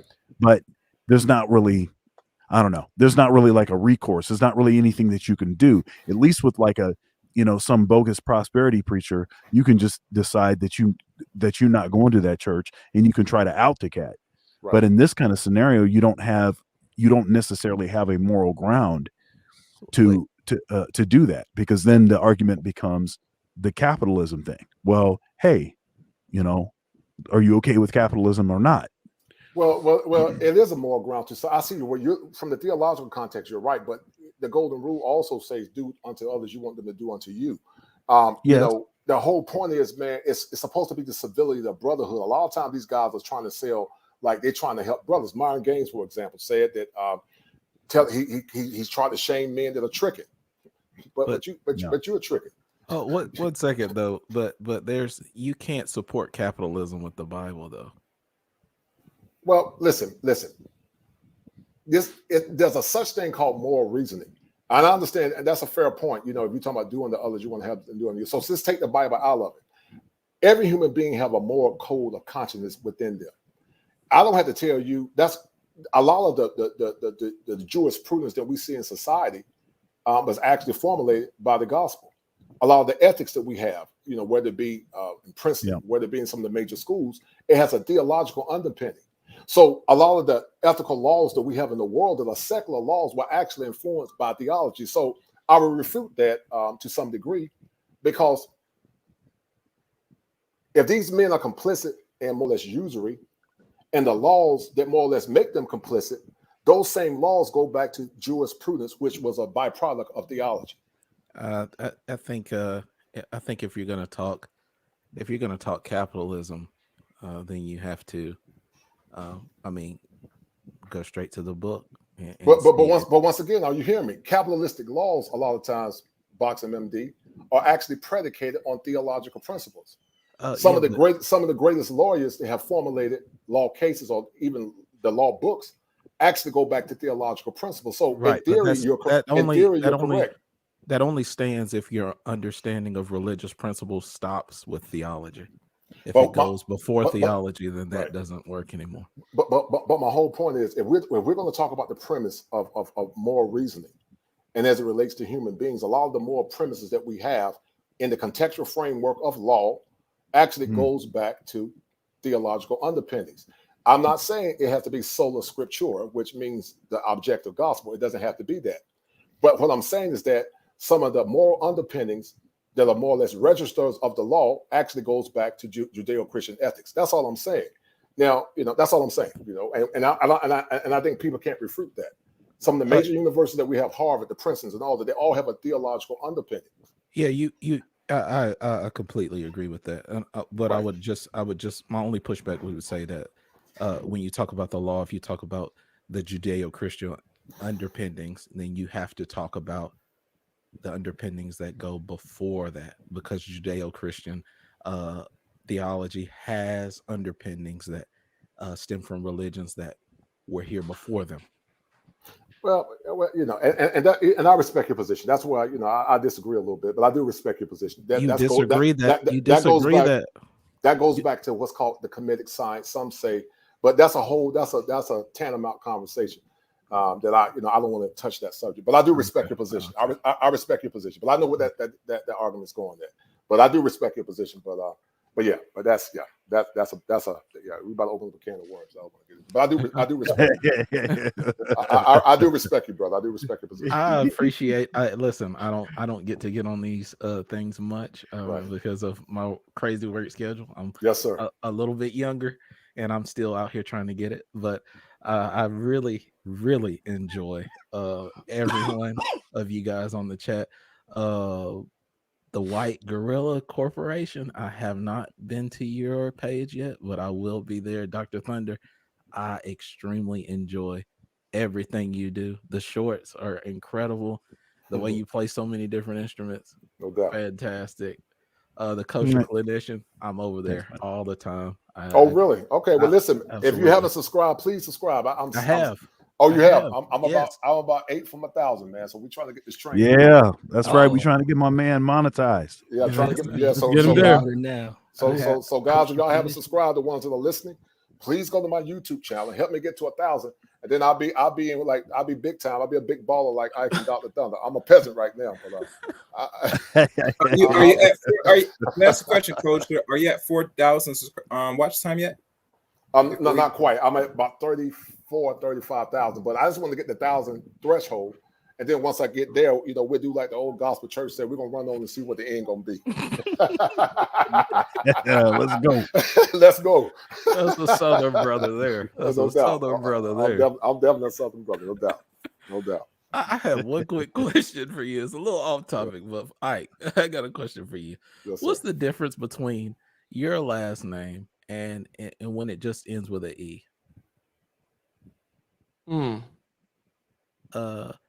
Just random. I'm a student of what's going on in West Africa, and I noticed there's a new Olu of Wari, I believe. Yeah. And So same name. Yeah. But okay. It is literally the same thing. Okay. Those guys over there, which are we are the Edo people, right? They speak a variation of the Edo language, but things just pronounced slightly differently and then also spelled differently. But it's the same family, right? And all that kind of stuff. Just yeah. Okay. All right. Is it due to the transliteration? You understand what I mean? Yes, exactly. Because basically, these are different languages. Somebody came over here. Let's translate it. Let's write it down this way with these these letters or whatever it may be, and then someone else over there decided not to put the E or whatever. But I think that and also it is reflected in the way it's actually pronounced, like over the difference, right? Ours, That's the E connotes a nasal sound at the end that they don't tend to have. So it's actually accurate. But it's the same family, same group of people, whatever. There we go. Okay. That was interesting. I thought about you. Interesting. That's a very obscure fact there. What kind of research are you doing? Yeah. No. I'm Bamileke, so I'm Cameroonian. I'm right next door. So Okay, gotcha. yeah, I yeah. I thought it was just a random CIA guy researching my family. I'm No. like, No. Put you to rest there. No. Yeah, I don't know what part of Africa I'm from. you haven't done your 21 of me. Well, Probably West Africa. well, I'm 43% Nigerian. I got the Ike factor, and I'm about the rest is Cameroon Congo. So Boxing MD, I'm a kinsman of yours. Hey, brethren. Cameroon Congo is about 36%. Then the rest is like Mali, Senegal, and Ghana. So the black folks in America, we are truly from the diaspora. We come from all parts. We come from all parts of Africa. Right. Okay, Actually, let's do I'm sorry. Okay. I was just gonna say, actually, a lot of the West African tribes came from Central Africa. So a lot of times when that comes up, because my tribe actually came from Central Africa, so you'll see it'll say Central African roots, but actually you're really just West African, a tribe that traveled, through time from Central Africa to the coast. Mm-hmm. If somebody wanted to study, because there are a lot of things that are not, I would say, as part of general knowledge and common sense in the West writ large, let's say in America, and people are interested in some kind of things, some aspects of Africa.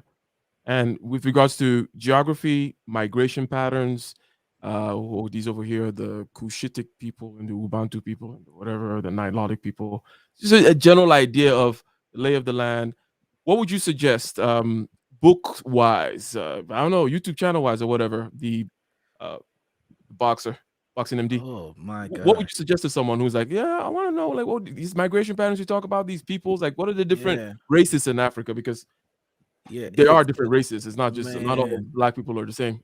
Yeah, excuse my language, but it's effed up. Like, it's all over the place. I would there's some good material from the University of Indiana that I found online, but it's a touchy subject because we're talking about migration patterns. I think as someone born and raised here in the United States, I think we see an old building and we actually think it's old.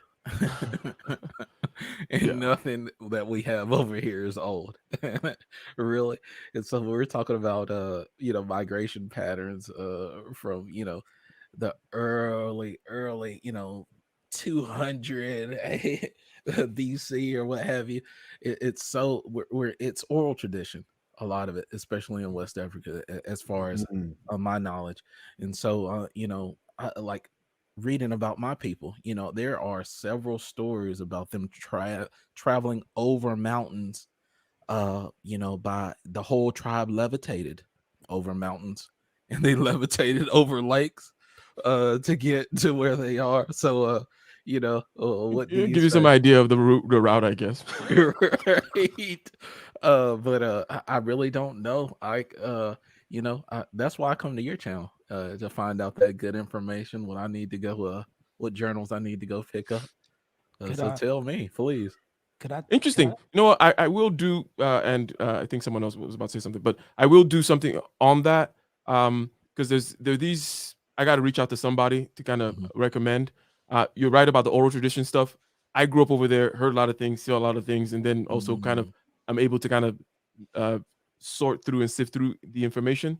But there's some good stuff that's out there for anyone who's interested, just to kind of look at the different peoples of Africa, so that you at least understand just the races and the racial differences, and why do Ethiopians look like that, and it doesn't look like that's not what I think of when I see African. And what's up with those really long black people, very black, they look like ink, it seemed different from these other ones. Like, where do they come from? How do they move? Anyways, someone was about to say something, and I cut them off. I was gonna ask if I think it's Chancellor Williams, The Destruction of Black Civilization. It at least addresses some of the migration patterns, and it deals with a large period of history. So it gives you basically a starting point, and from there you can go where you want within respect to what does. you're looking for.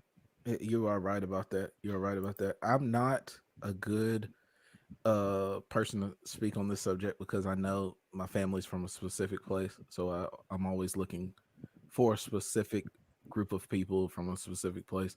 So my understanding of Africa at large is not the best.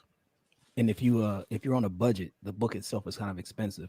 If you Mm. download the Libby app, Libby, it usually attaches to your library card, and you can either download the book or download the audio book.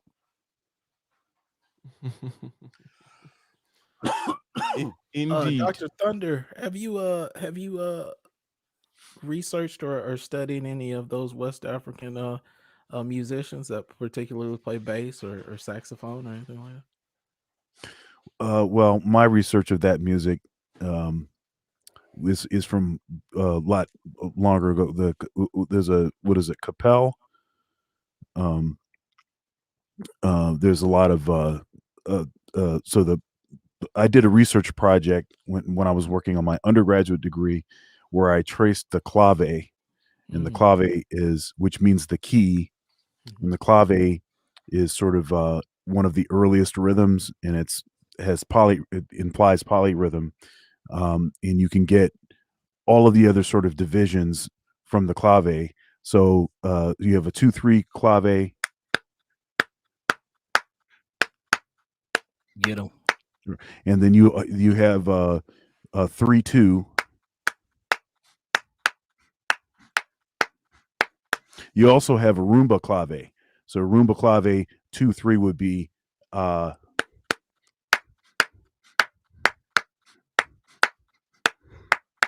and then 3/2 rumba would be all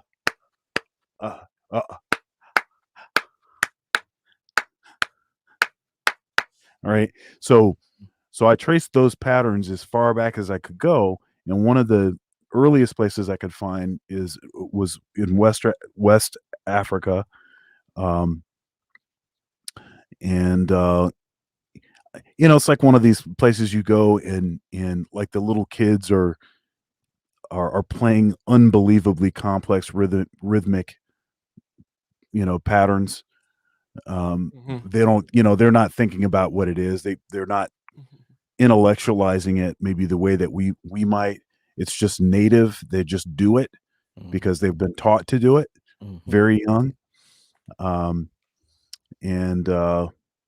yeah, anyhow, that's my that research project was a long time ago. That's awesome. Music from Mali, by the way, and maybe I can play a little bit of this, but there's a particular instrument.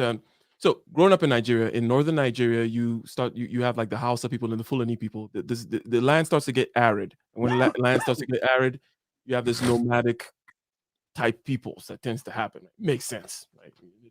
Living in the desert, you got to move around, right? And from there into like the Sahara, into like then the Arabs, there's a similarity in culture because there's a similarity in environment and so on and so forth. And then there's also a similarity in that kind of so you get that kind of, that you can hear it in the Arab prayer and so on and so forth. Oh, right. And it's also kind of reflected in the instruments as well. So they play these guitars, these stringed instruments, different ones, whether you're in Mali or in northern Nigeria or whatever. And it's very interesting. Okay, now let me try and share something here real quick. I think that you might be interested in this, Dr. Thunder, for obvious reasons, and for anyone who wants to just check out the music of Mali and the stringed instruments that they play over there. Let me see.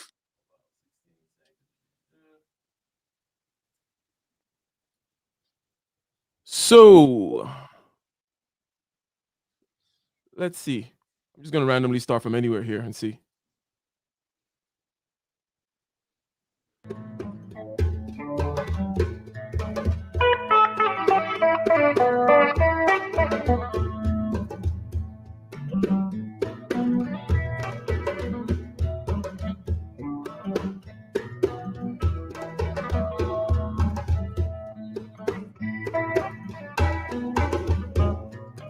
Okay, go right from the beginning here. See.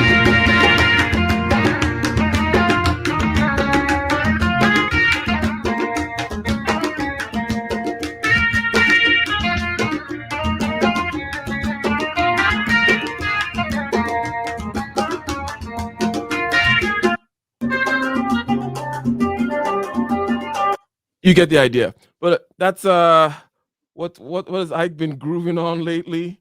I've just been kind of binging on those strings and if you're into rhythm and into all that interweaving of all that craziness, these guys do some things that are just like you can feel it too. You're like, I get, I see the groove here and there, but obviously they're using a. I'm not trained in music, okay? And I'm one of those heathens, Dr. Thunder. I can't read music. I'm sorry. I will, I promise to learn before I.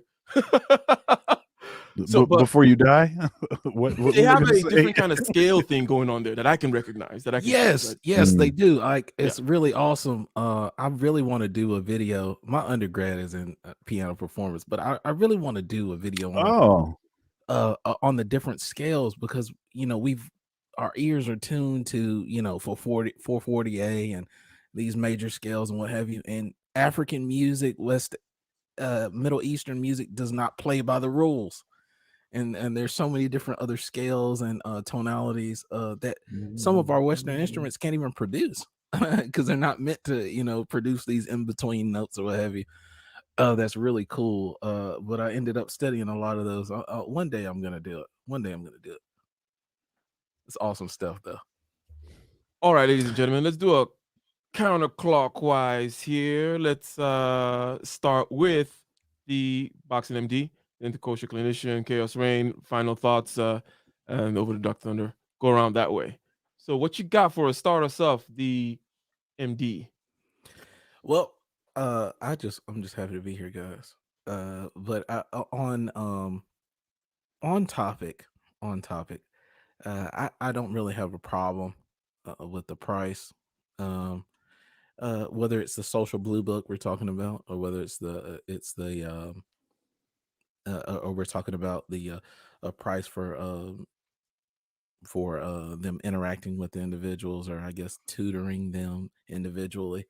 We got to do, they do what they do. I think that uh, th- the only problem that I see in the manosphere as a whole right now is that there are a lot of individuals producing content. Uh, that's great, but I think individuals don't understand which content might be for them and might not be for them. And I think we've kind of got a situation where everybody's subscribing to everything, even though everything isn't for them. And so I don't know how to fix that problem. I'm new here. I'm just joining up. So anybody's comments on how to fix that, I'm willing to hear. And hopefully, within the next year, I'll have time to start my own thing and I can be of some benefit to this community. But until then, I'll just join in to people's channels like I can say.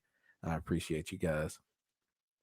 Appreciate you too. Thank you very much for the kind and insightful remarks. We got the kosher clinician next. What you got for us?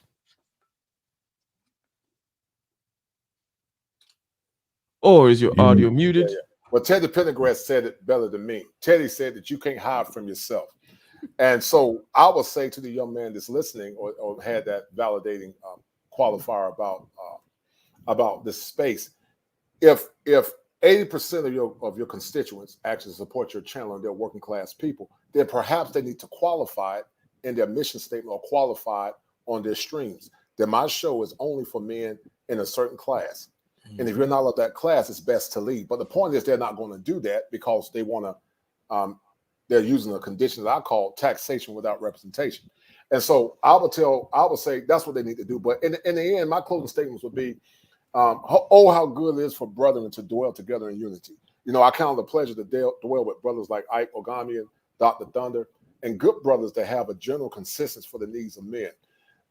I saw this YouTube channel, The Kosher Clinician, a concept called sublimation, turning something bad into good. So, I'm proud about where I'm at, where I'm going. I look forward to serving brothers. I look forward to having collaborations with other channels. I look forward to pushing this channel to a whole nother level because there is a crisis in America in masculinity, and men voices need to be heard as we're going through a lot of troubling times. So once again, thank you, Ike, for allowing me to come on the platform, and also Dr. Thunder in this collaboration. I appreciate it, brothers.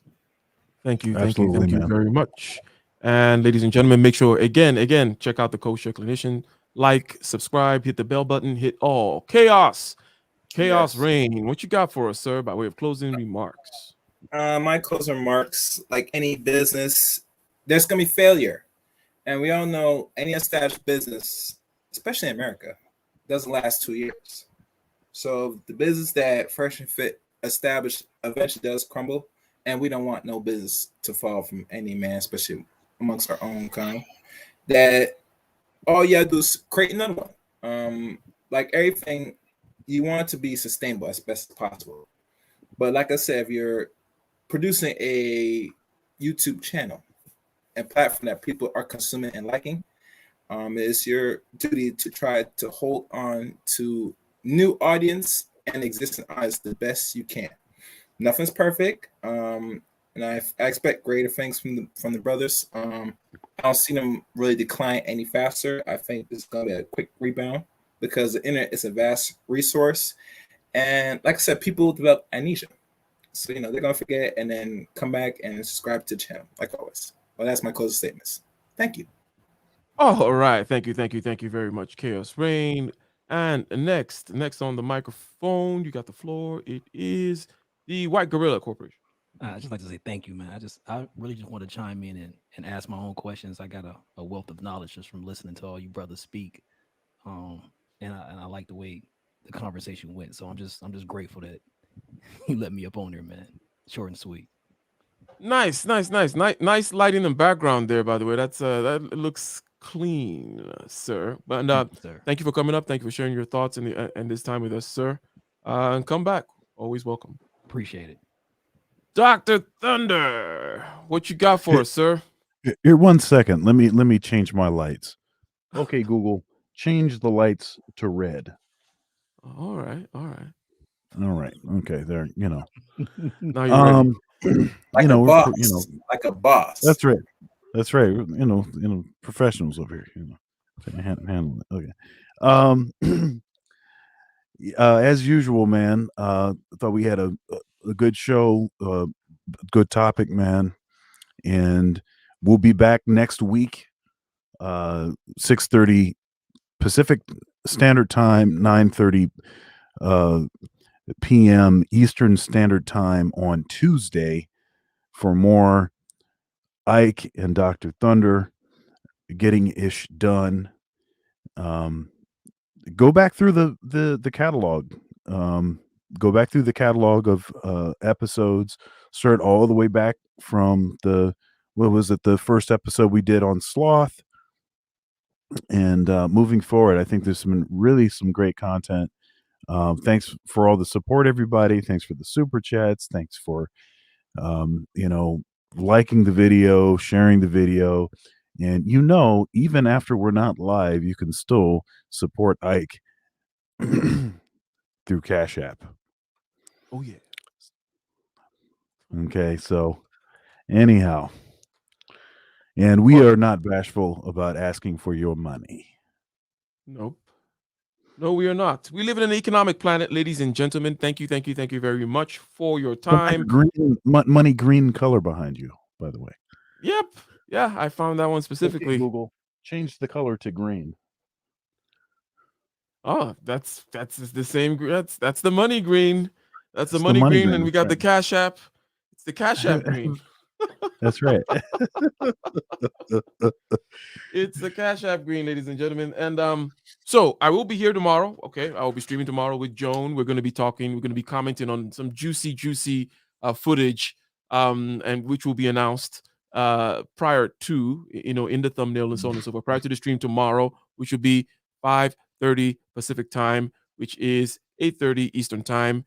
Thank you very much, ladies and gentlemen. We're gonna go out with let's do the full. Well, not the full. It's been a while since I did that one. Might as well just go traditional with it. All right. Until next time. Thank you, ladies. we will be let me see. That was confusing. There it is. Yeah, thank you very much, ladies and gentlemen. We'll be back next week.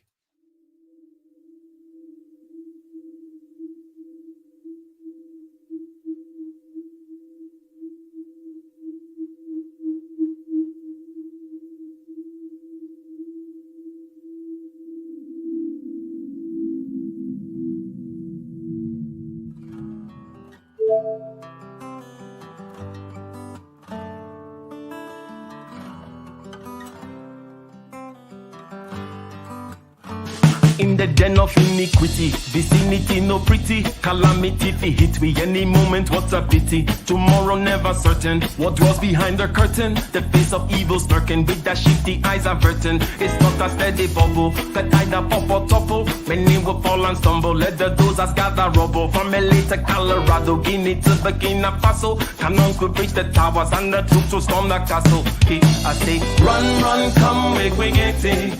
Because the peace that is bestowed upon the meek is overrated. So run, come, make we get it. Calling all your daughters and your sons, we come forget it. I say, run, come, make we get it. Because the peace that is bestowed upon the meek is overrated. Lord, run, come, make we get it. Calling all your daughters and your sons, we come forget it. With the rubble steady rising, and hearts are compromising. Convictions here are stifling, making evil appetizing. The fists are steady forming, and countenance is falling. Defenses are withdrawing, possibilities are falling. In these your circumstances, evil will make advances. Pick up your sword and lances, and be sure to take your stances. Victory is never promised, the battle is upon us. Gather the brave and honest, and the righteous in your corners. The system is coming. The system is coming for all. They're praying and chanting and drumming. With gladness they welcome the fall. The preachers and pilgrims will pillage. The pilots will drop down their bombs. Corruption will swallow the village. With blood we shall right all our wrongs. The toil of the farmers, the work of informers, paradigms and fables hoisted upon us. Searchlight is searching, police they are lurking. Legislators from the dark side emerging. Ghetto bird word for the masses. I come fi tell the ghetto you'd say this year roadblock no fit past this. Ghetto bird word for the children. They're terrorizing everybody we no feel them. Ghetto bird word over Zion. Reconstitute a higher height than we can gather and rely on. Ghetto bird word I call out. Ghetto bird word higher word them up. Ha. The people are saying their words have no meaning no more. Believers and preachers are praying, but God has been dead for so long. Replaced by the sign of the dollar, and nation and duty and all. They're fighting for concept and color, rejecting the beauty of all. Here we go. The work of the farmers, the toil of informers, the paradigms and fables hoisted upon us. Searchlight is searching, police they are lurking, legislators from the dark side emerging.